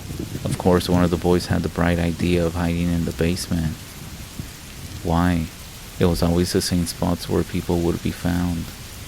In the bathroom, under a bunker bed, under the covers, or just trying to avoid the seeker by moving around. Gary said most of the kids didn't want to go down to the basement, but one of the older boys convinced them, so they all went through a small closet where the basement door was at, and they crept down the steps, keeping the basement door open to let some light shine in, and so it wouldn't close by accident. He said the school was a mixture of early light bulbs and even some oil lamps. Even though the boarding school was hell on earth, this one was government funded, so they had some access to light bulbs. Gary said it was dark down there, but after a few minutes, his eyes were adjusted. The older kid who dared them to go down there also went down there with them. Gary said it was about 7 or 8 of them. At first they were creeped out, but then it was just a normal basement. The moonlight actually helped a bit. There was one of those basement windows in the corner of the room. Gary said everything was dusty, full of boxes and crates. They were all giggling, smirking, and having a good time, laughing how the seeker was not going to be able to find anybody, and he was going to get so mad. Everyone was looking for a spot to hide in the basement, simply because they knew that maybe one of the military staff might see them and come inspect, but also in case the seeker came looking for them by any chance. Gary said that he was starting to look in different places to hide, but someone was already there. After a few minutes passed, they started hearing footsteps above in the halls, so he said this was his sign to just hide anywhere. So he ended up picking a spot behind some crates. Again, one of the boys was there giggling, and so Gary apologized, and he said that he couldn't find any other spot. Gary then asked the boy if he thought the seeker will actually come down the basement himself and look for us. The boy was still trying to hold in his laugh, and then he told Gary that this was his favorite game. Gary told him that it wasn't his favorite, but what else could they play and have some fun if they were not allowed to play the games that their parents showed them? That's when the boy asked Gary, "Who are we hiding from?" One of the other boys that was also hiding whispered back, "If y'all don't shut up, he's gonna find us." The boy then whispered back, "Why? Shouldn't we be hiding from the other one? The one who is living down here?" Gary then said that he got confused, and he looked at the boy, and that's when he noticed that he wasn't wearing one of the army uniforms assigned like the rest of them. His smile was still frozen on his face, giggling again. I'll tell the next part of the story tomorrow. It's getting kinda late, and it's getting dark, but if you didn't guess by now, the story has to do with playing hide and seek. Shit, don't even play any games at night. As a matter of fact, just go to sleep instead.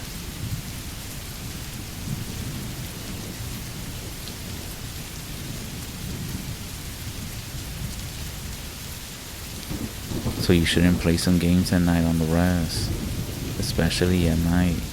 But why in the res? Can these things happen if I'm no longer on the res? They can. They're actually already happening, but people don't notice because they have become numb to these things. There's always something going on the spiritual side of things that people will not notice. I'm not saying that this always comes with playing games at night, but these actions do open doors and lets other things in. So anyways, my grandpa was telling me the story about his grandpa Gary, how they were down there hiding. The boy whispered back to them saying, "Shouldn't we be hiding from the other one?" As Gary looked at him, he noticed that he wasn't wearing the same uniform as them. He then saw him smile, and that's when the door at the top of the basement stairs slammed shut. When it did, all the kids scrambled, shouting, calling out to the others. It was dark, and everybody gathered by the window where the moonlight was coming through. As they all got together trying to figure out what was going on, they all heard somebody speak, "This is my favorite game." Gary said that after the boy said this, he began to count down. At least that's what he assumed, because it wasn't in some language that he knew of, not even in the English one that they were being taught. That's when they all decided to run towards what they assumed the basement door. Throughout this whole time, the other boy was counting. They went up the small steps, but they couldn't open it. They started screaming and banging on the door to help them, and that's when they heard the voice of the boy behind them. "I found you." Gary then said that they were all banging on the basement door, yelling at this point, but they couldn't hear anything. No footsteps, no voices above. Gary said that's when the room began to change. The small window with the moonlight, it started dimming. Even though the moon hadn't moved and now it was becoming pitch black inside. And the worst part, Gary said they saw the stairs they came down fading away to where it was just a wall now, or something that looked like one. One of the boys screamed that he saw a door on the other side of the room, and so they ran towards it, and when they did, it wasn't even there anymore. Gary then said even the floor felt different at this point.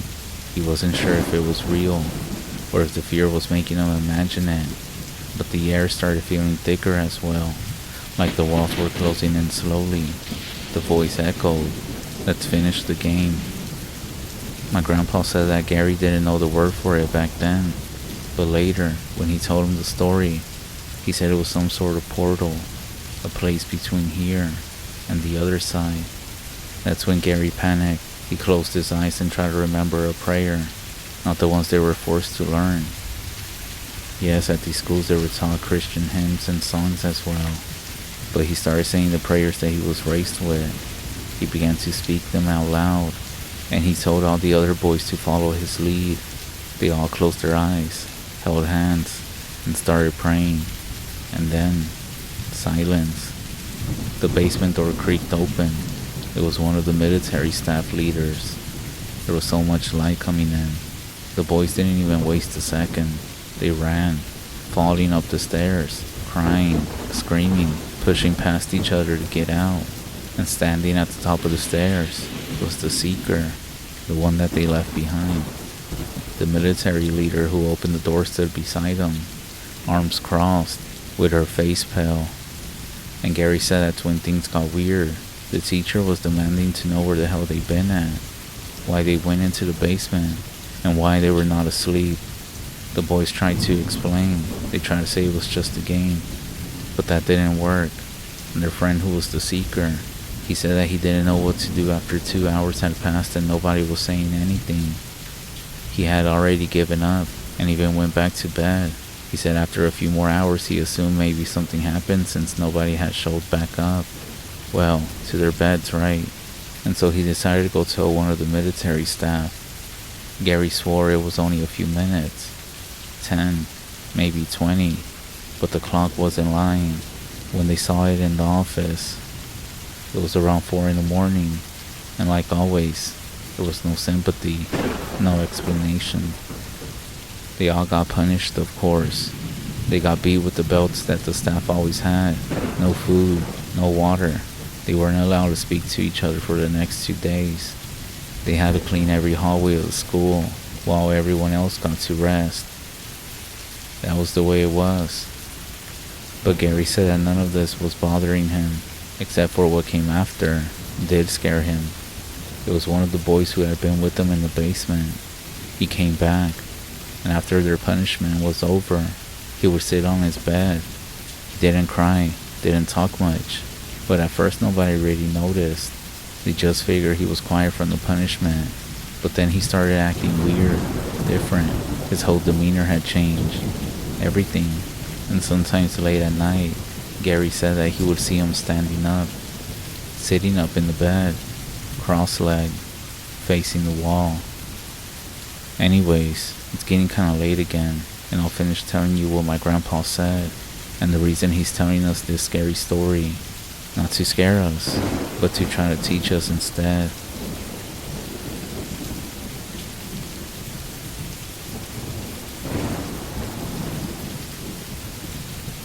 To this day, I have never whistled at night. I haven't said the word that will come for you. I haven't even said that word, the one that everybody knows not to say. But something that I have experienced that scared the fuck out of me is one night when me and my buddies were playing cards. Despite my grandpa warning us not to do these things, I didn't listen to everything. I'll tell you how I learned the hard way after I tell you what happened with Gary at the boarding school. Remember, this did happen on the res. So one of their buddies that went down there to the basement with them, he started acting different. And Gary said that one of his bunk buddies was asking what was wrong with him, and he would just smile. That was it. He didn't talk much after that. He wouldn't answer. He would just sit there with the same grin. He would actually be humming some sort of song. And then, one morning, he was just gone. His bed was still made.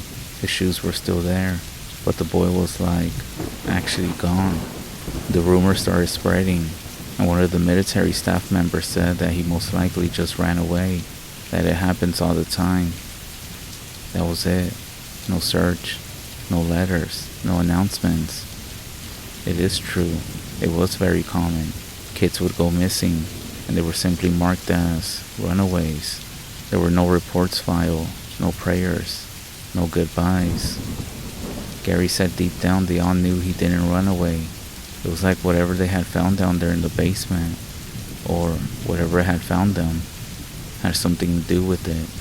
But Grandpa did tell me as we gathered around the fire, that's why I don't ever want you to play hide and seek at night. Some games were never meant to play in places where stuff happened. That basement, it wasn't just a room. It was an entryway. He said all the things that happened in that school, the cutting of hair, the taking of names, the beatings, the silence, and the abuse, all of it left a mark. And in some places, where everything piles up, it doesn't just disappear. That's why when someone dies, we don't just clean it up and act like it didn't happen. My grandpa looked at the fire.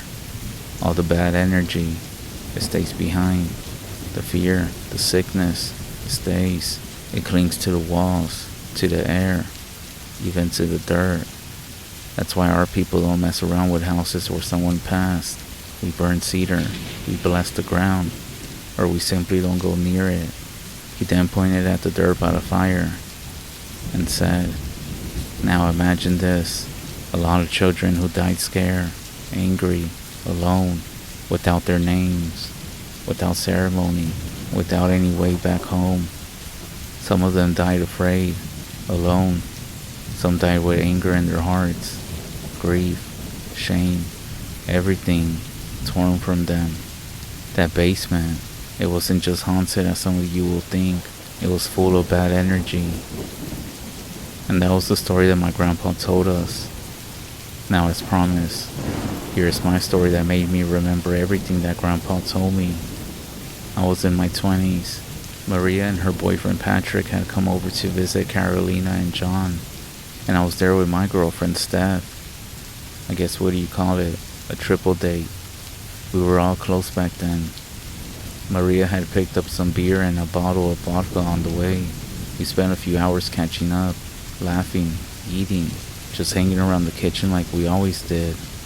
Eventually, we sat down at the kitchen table to play some cards and crack open a few beers. Nothing fell off at first, not until Maria pulled out the vodka. That's when you could see Carolina just tense up a bit. She didn't say anything right away, but I saw the look in her eyes. She later told us that John didn't do well with hard liquor. She said that he would act different, mean. I didn't really believe it then. I shut up. And now it makes sense why that was her reaction when Maria pulled out the bottle.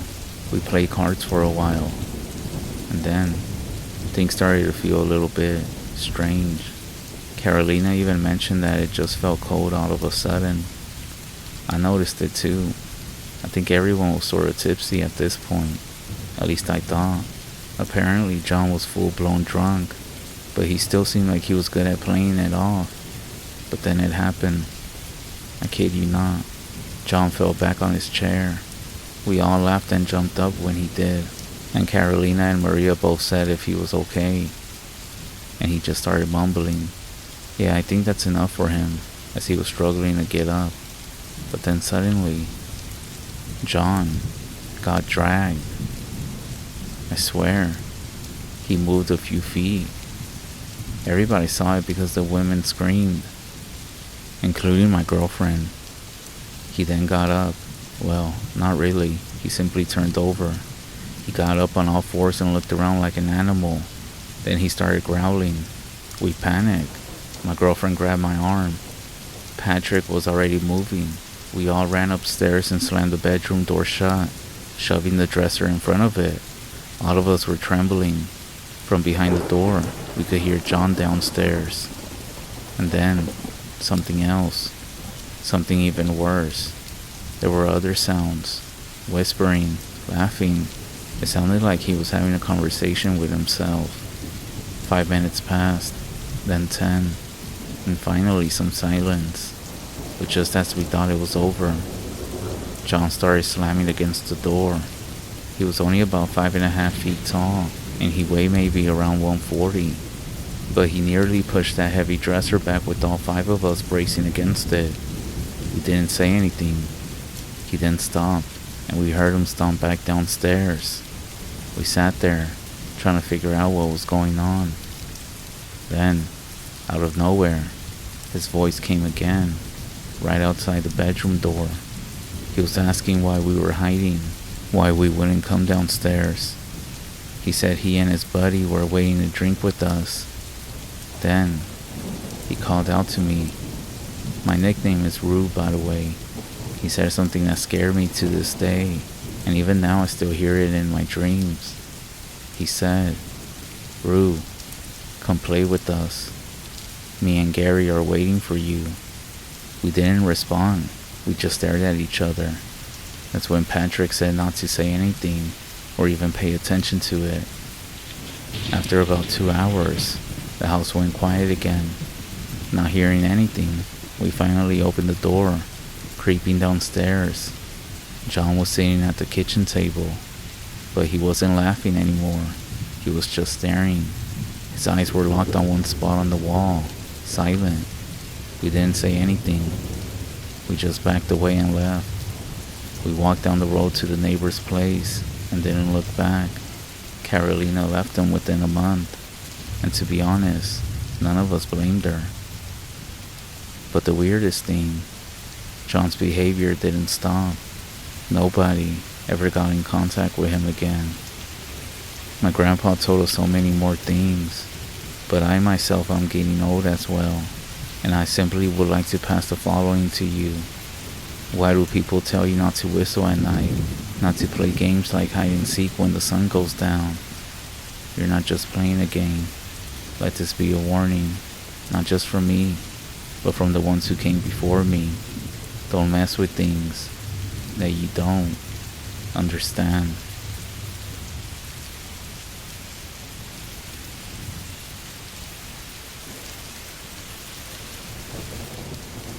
Have you heard about stick Indians? We were told about them as young kids to kind of keep us in line. The memory is kind of foggy. Some people say that they are spirits of the woods. Some of them say that Bigfoot could be considered a stick Indian. People don't really talk about them because it can attract them. They are extremely feared, even among elders. Well, not really feared, more like feared in a respectful way, if that even makes sense. Not all tribes have them, but the local tribes here in the Seattle area believe in them, similar to how the Skinwalker evil witches are from the Navajo Res. I had 2 encounters with them.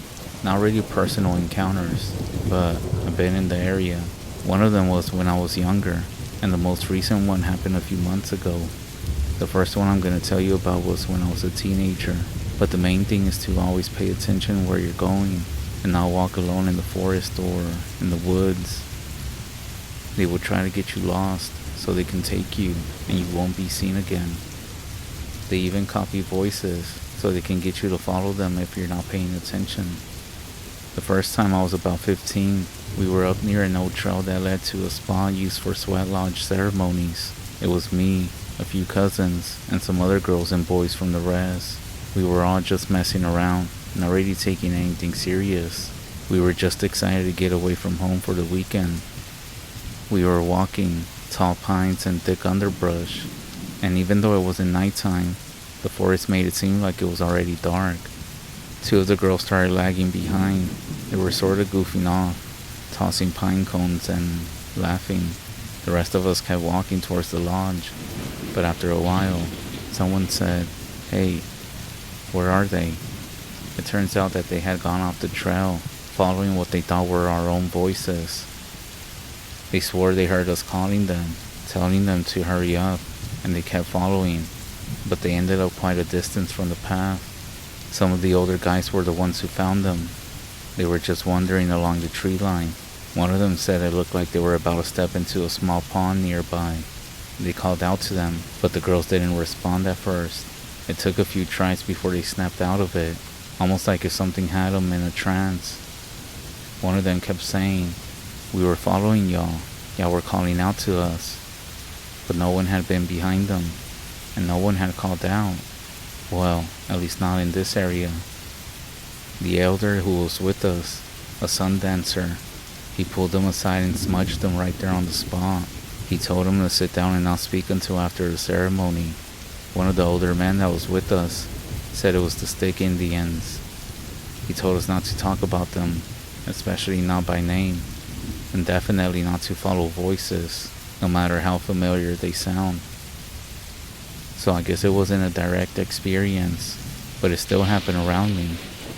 Now, I eventually moved out of state, but sometimes I would go to Washington to visit my mom. A few days after I got there, my daughter, who was around 7, was asleep on the couch, and she said around 3 o'clock in the morning, she heard the bathroom door open, and she heard something run by her. When she looked around, she saw a very small black shadow peeking at her by the staircase. She was so scared that she turned her phone on to the music, and she got underneath her blanket. Suddenly, her music stopped, and she heard the phone being thrown off the nightstand. The other thing she said is that she felt paralyzed. When she told me all this the next morning, I knew what it sounded like, and I started remembering and getting that same feeling that I got in the woods. So naturally, I told my mom it was a bad idea. She reached over and popped me on the side of the head. "You must have been talking about them," she said, "or you were thinking about them too much. That's why they came."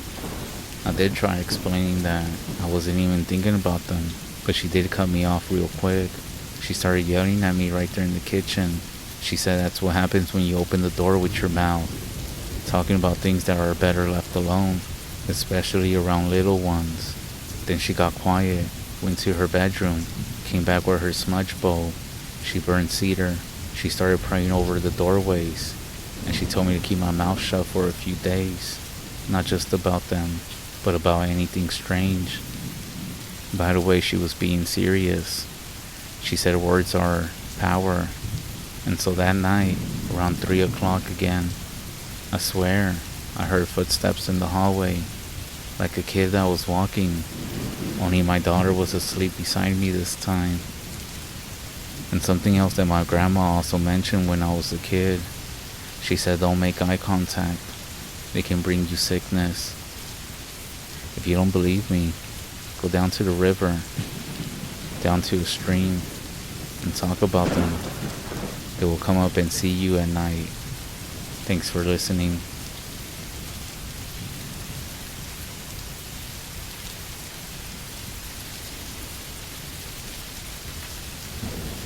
There's places you should avoid at night, especially on the res. If you grew up like I did around very traditional parents, I know they told you, especially when grandma came around, to never be out at night. But the other thing, and I don't know how true this is, maybe you heard it before, is something that my own mom told me. She said to avoid any areas of water at night. She said that the spirits roam around rivers, creek beds, lakes, basically among those places of water. And so that's the worst thing you can do around here at night. She told me these things because of something that happened to her. She said she was a big party person before I was born. This story takes place around western South Dakota.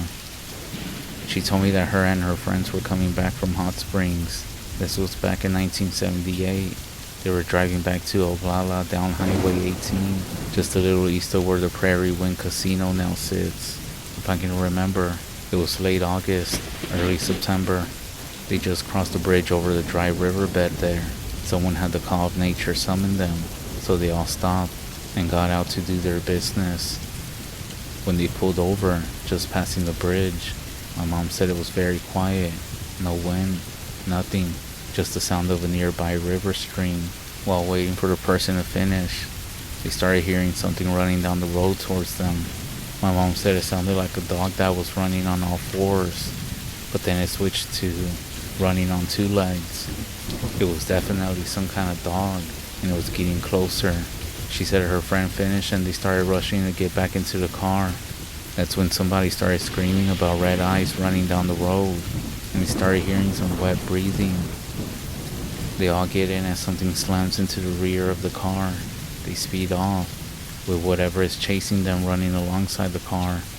One of them said it was Bigfoot, but with an elk head and curly horns, glowing red eyes, and long finger hands with claws.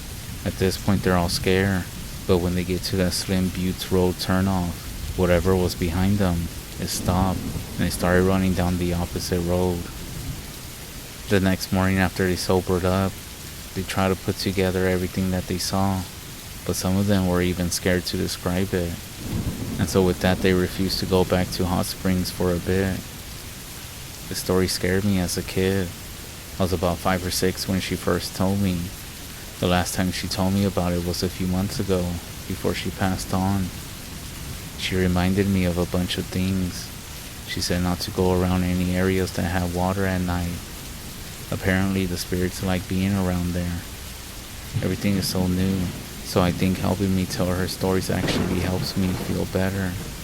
So hopefully the lesson is learned for everybody, to not go around any lakes or rivers on the res.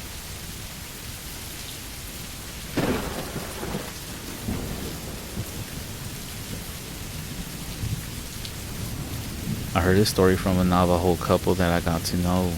The husband told me that they were driving at night one day, and they passed by a woman hitchhiker at night.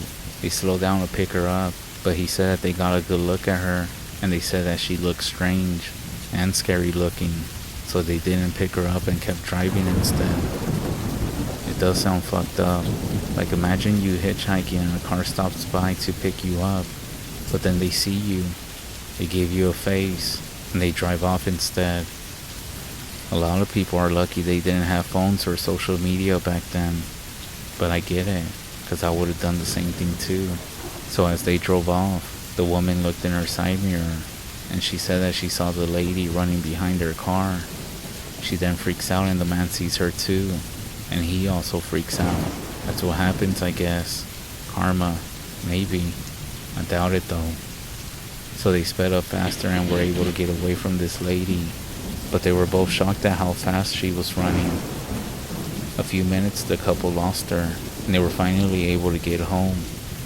That night, when they were about to go to sleep, he said they heard banging on the door, and when they turned on their outside light, they saw that same lady they passed on the highway. They began cussing at her, and they even called the tribal police, who came hours later. Not surprising. They said the woman just stood outside for almost an hour there before walking off into the field. When the police came to investigate and they went to go look where the woman walked off to, all they could find was big dog tracks leading away, which was strange because the couple didn't own any dogs. They said they aren't sure if it was a skinwalker, but how was the woman able to find them all the way over here where they lived at?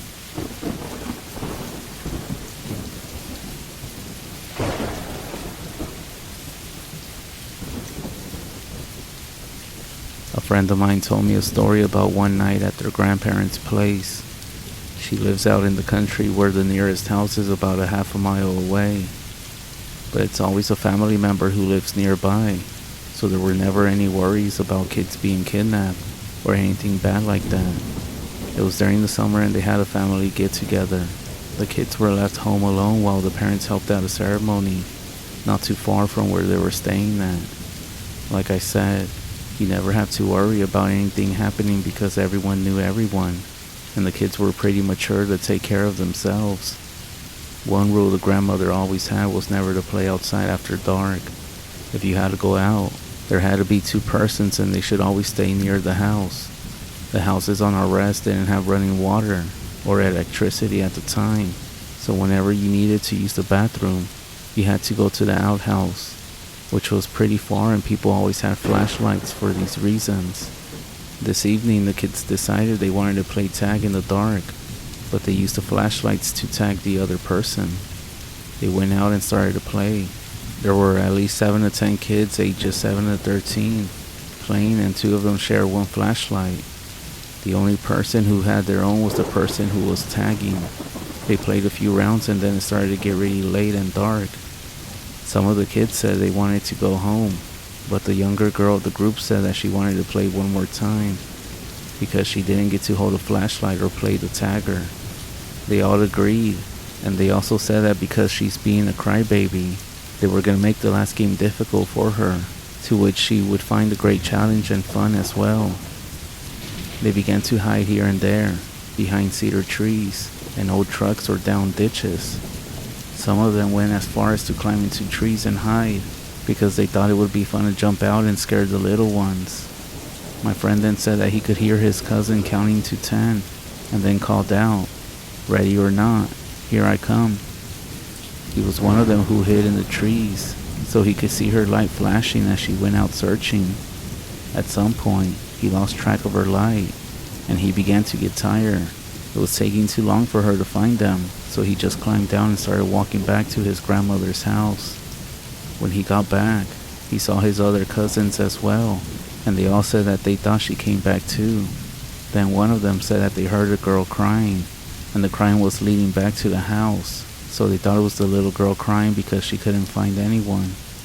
They noticed everyone was home, except for the little girl, so they went out looking for her. A group of kids were told to run to the ceremony grounds and bring back the adults to help them search for her. The search began to get tense as they tried to follow the footsteps, but it was hard to distinguish because there were so many from them playing around. When the adults came back, they began driving around and shining their headlights at high beam. They drove quite a distance when they noticed the yellow flashlight on the ground next to a shoe. They went to check on it and looked around, and that's when they noticed the body on one of the tree limbs. They found the girl, but she was all scratched and bruised. Her hair was a mess with pieces of bark and juniper in it. She had dry tears on her face as well. They woke her up, and she looked very confused. She didn't cry. She just looked up and went back to sleep. They took her to the hospital and waited for her to recover. The adults thought that maybe one of the wild dogs attacked her, but she didn't have any bite marks. Then they thought that maybe she did it to herself, but it was obvious that some areas of her body had bruise marks that were fingertip larger than hers. When she recovered fully, they questioned her. She said that when she went out to find them, there was a light leading further from where they were playing. She ended up following it, thinking it was her cousins. That's when she saw a little girl behind a tree and thought that maybe it was one of her cousins, so she went to catch her. When she got closer, she noticed that the girl was not dressed in normal clothes. She had on animal fur, from what she said, and she wasn't speaking English or Navajo. It was grunts and whistle noises. Then she said it grabbed her hard and pushed her. By then she was scared, so she said she tried to tell it to stop, but it kept grabbing her and pushing her. That's when she ran. She ran and found one of the trees her cousins usually climb. She knew it was well, so she climbed as high as she could.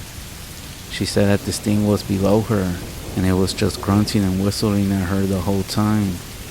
After a while, she closed her eyes and said she heard it go quiet, and that's when she fell asleep. The parents ended up having a ceremony. The medicine man said it was one of the Anasazi girls that she had encountered, which could actually be true because there was a small settlement found nearby in the canyons where they lived. All that existed there was a stone wall and some broken pottery. Such places are forbidden and should never be disturbed. Even after all this, the medicine man told everybody to not talk about this situation and to forget that it even happened. This was told to me back in 5th grade, so I don't know if it's true, but I know for sure I will never play in the dark. Not at 7 or 70 years old. Don't go out in the res at night.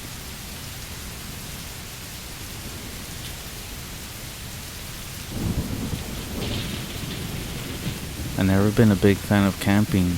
For some reason or another, my friend and I decided to take a Saturday night to camp on private property. We had permission from the owner on the bank of a small lake in the American Southeast. The lake wasn't very big. It was about 50 to 150 yards across. I'm not great at estimating distance, by the way. It was more of a deep pond, but it was about 5 times as long as it was wide. And from the perspective of our camp, it consumed the majority of our sight line. The plot of land itself wasn't entirely removed from civilization. We were about 5 to 10 miles outside of a small suburb of a mid-sized southern city. It definitely was not easy to access. However, the road was gated and locked. The owner gave us his code. We pulled the car through and locked the gate behind us. If you've ever been down south, you'll know how quickly it gets isolated outside of cities. Our cities are small and the people around often live rough and wild.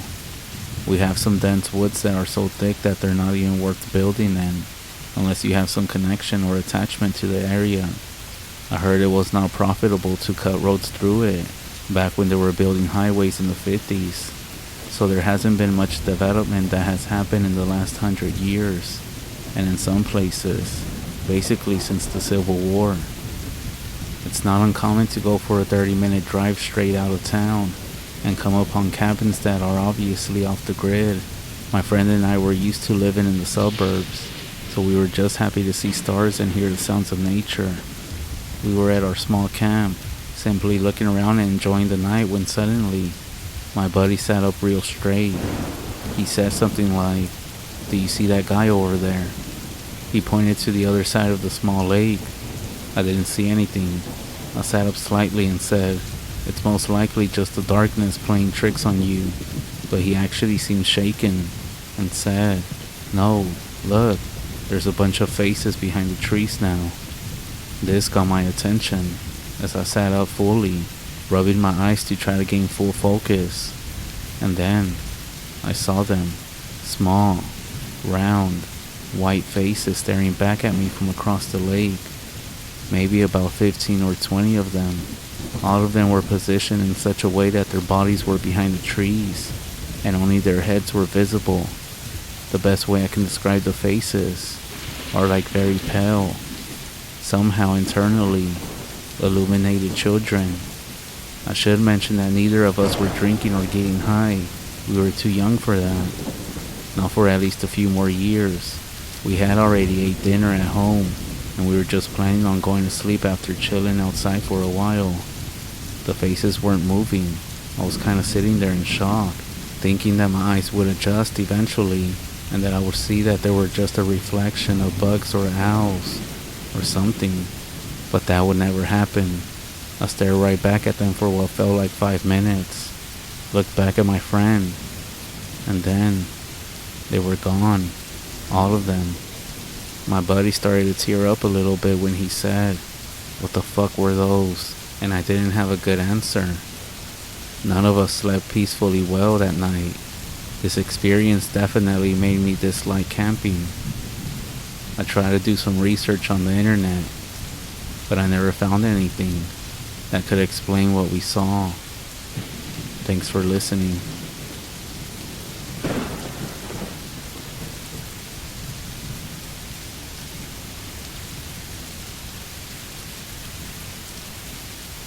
This is said to have happened a long time ago, maybe back in the 20s or 30s. This story is about a Navajo man who was working as a ranch hand for a rich Navajo who had a lot of horses and cattle and sheep all around the western part of the Navajo Res in Tuba City, Arizona. One day, he decided to go home to see what his relatives were doing, somewhere past Shiprock, New Mexico. So he talked to his supervisor and asked to take leave, and he was going to go home to see his family. So he packed a good horse and started off his long journey home early in the morning, cross country through canyons, mesas, and open country. Somewhere along the way he stopped for a rest stop, and while he was resting, he spotted an old mangy coyote sitting on top of a hill not too far away. He took out his rifle, aimed, and fired. The coyote slumped over and didn't move again, so he climbs up to see his kill, and there, laying before him, he couldn't believe his eyes.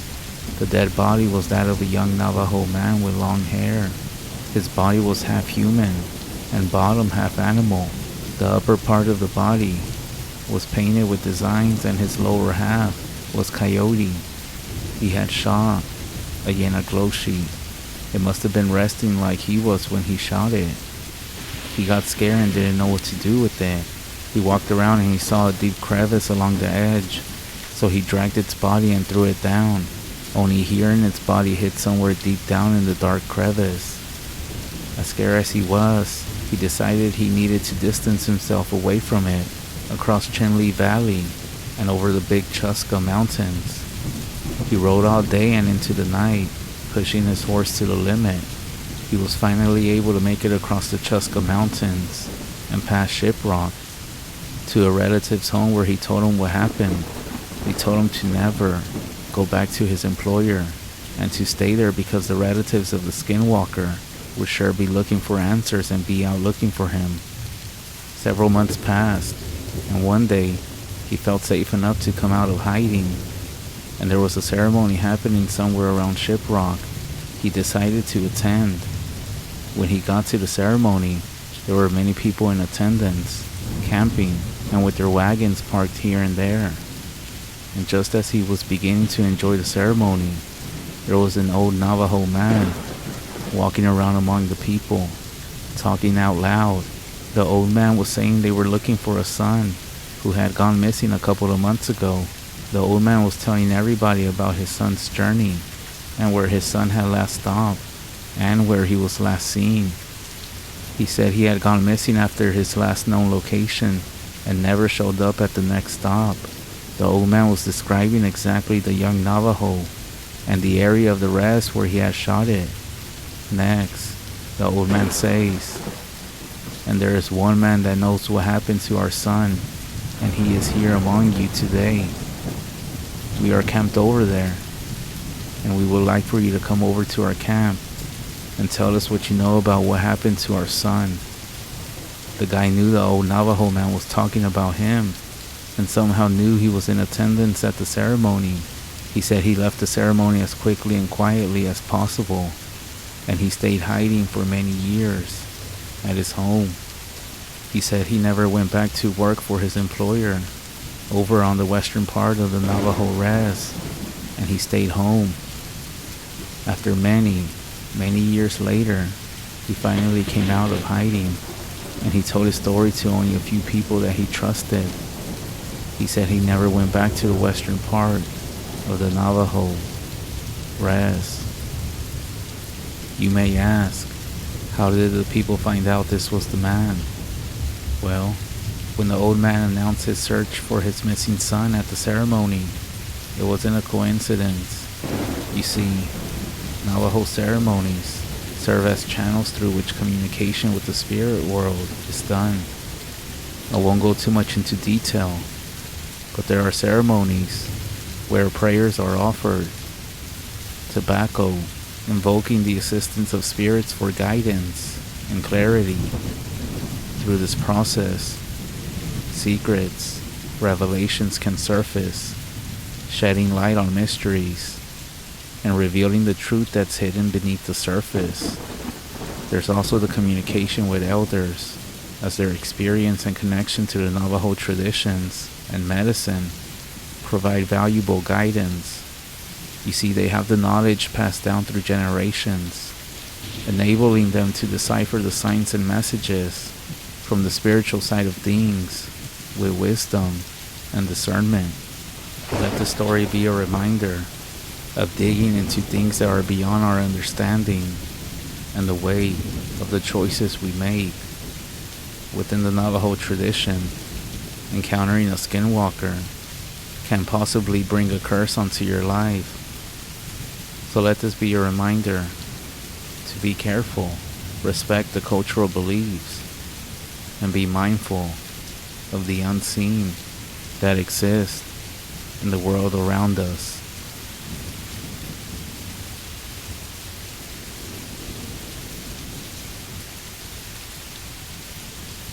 I was always a solitary kid growing up.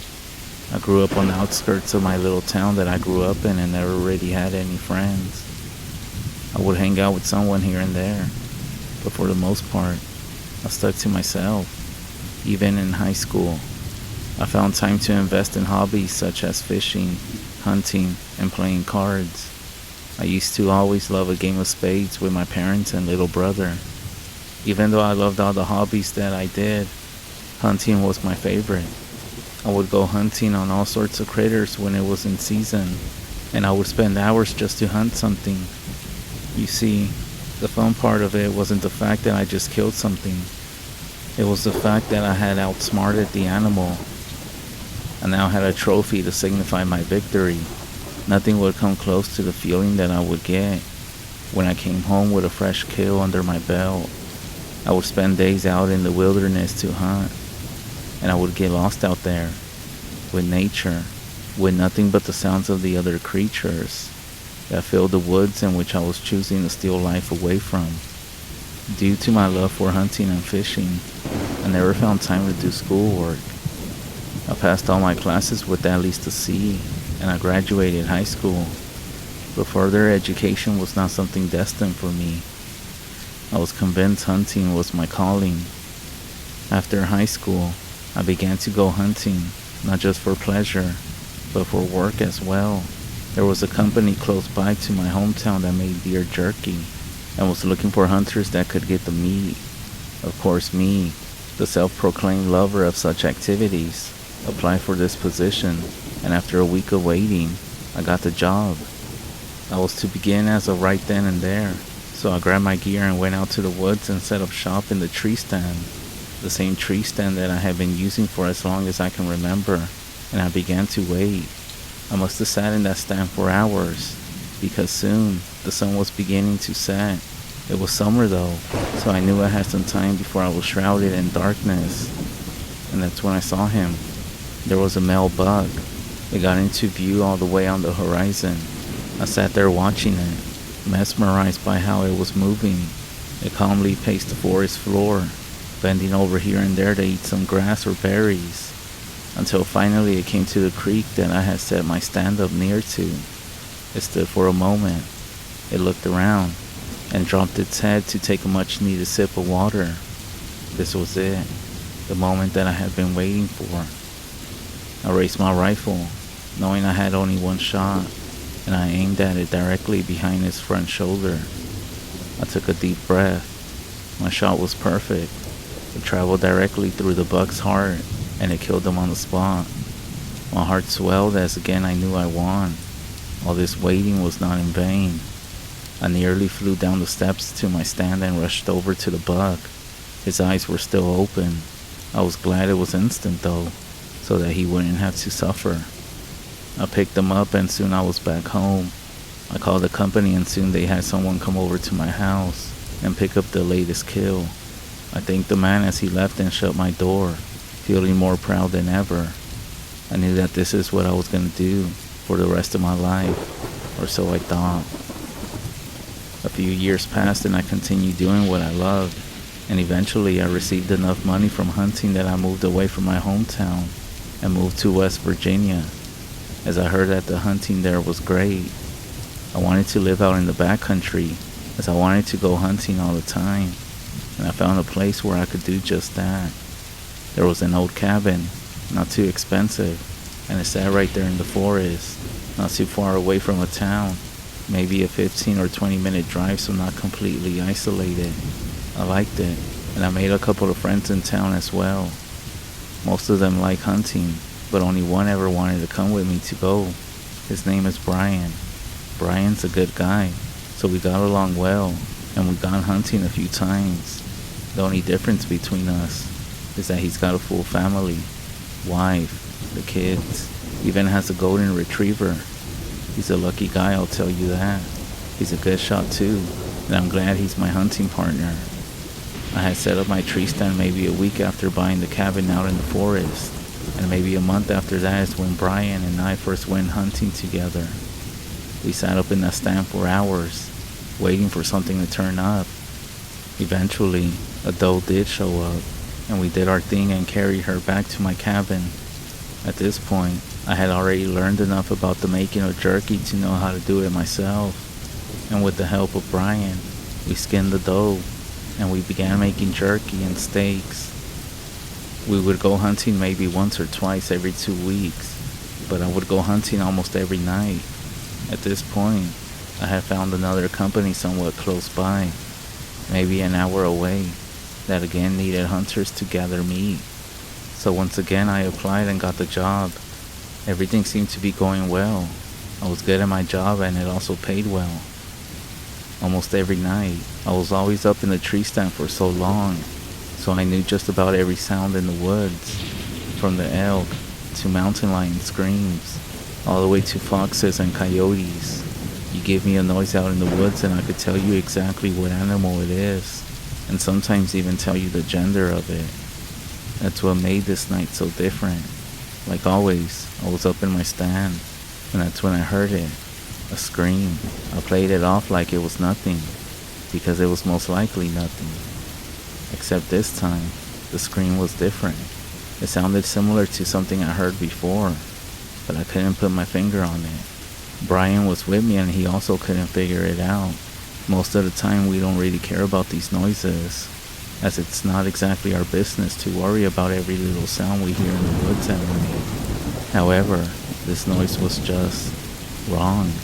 Something was not right with this scream. Something was not right about it. And after a good 10 minutes of sitting through it and thinking through every animal it could be, Brian and I decided that we would go check it out. After all, we were both armed and had good shots, and if it was a mountain lion, we figured it would run away as soon as it heard us coming. We got down from the stand and began our walk towards the direction of the scream. After a minute or two, we could tell we were getting closer because the noise was just getting louder. It seemed to echo throughout the trees, and I'm not gonna lie when I say it freaked us both out a little bit. However, we continued on, and after another minute of hiking, we stumbled upon a clearing where we saw where the noise was coming from. It was a huge elk, standing in the middle of the clearing, just screaming out into the night. We looked at each other, and through the look on Brian's face, I could tell he still shared the same uneasiness that I was feeling. We turned to look at the huge elk, still screaming, and deciding to let it be. We walked all the way back to the stand. After some back and forth, we decided it would be in our best interest to call it a night and just go home. When we hunted at night, Brian usually stayed in the guest room in my cabin, as it was always late when we got done, around 2 or 3 in the morning, and he didn't want to wake up his children or his wife when he got home, so he would crash at my place. However, even though we were far away now from the elk, it seemed like it was following us, because the screams were just as loud as ever. This did kind of freak us both out, but we figured if we went to sleep, it would all be over in the morning. So we did. However, it wasn't the ending. When we woke up, the scream had disappeared. Brian said goodbye, and he left for his home. I did the same routine. I went into town and waited until dusk before going back out into the woods and into my stand. I was still a bit unnerved from last night, but I figured this would help me get my mind off of it, and it did. That was until midnight, when I heard the scream again. This time, however, the scream really sounded wrong. Like, really wrong. I could tell this was not the same scream from last night, but again, I couldn't tell what type of animal it was. I hoped and prayed that it would go away, but it didn't. The screaming continued on and on until I couldn't take it anymore. I had to find out what the hell was screaming in the dead of night. I set out in the same direction as last night, expecting for the worst to be awaiting me. I continued through the underbrush until finally I reached the clearing from the night prior. What I saw this time shook me to my core. There was no elk, like I had expected. Instead, there was a figure standing in the middle of the clearing, facing away from me. I froze, unable to comprehend what I was witnessing. This thing was massive, at least 8 feet tall, and I couldn't tell if it was human or something else. I'll admit it, I was fucking terrified. I had never seen something like this before, and I was ready to book it away from there. I didn't want whatever this thing was to see me though, so I backpedaled as slow as I could, staring at this thing for as long as it was in view. As soon as it was just on the horizon, it stopped screaming. I froze and thought, why did it stop? I wondered. I stood there in the trees, dumbfounded, staring at this fucking 8-foot tall creature that had just been screaming in the middle of the woods. I realized now what a fatal mistake I had made by not running home as soon as I saw this thing. As I was standing there, it turned around, and my body was struck with fear. Even though I was at least 300 yards away from this thing, I know it was staring directly at me, and it knew that I was there. Its yellow eyes were piercing into my heart. As it got down on all fours and began screaming once again, it started galloping towards me. I stood there frozen for another moment before booking it. I knew all the shortcuts to my house, and I took every single one of them.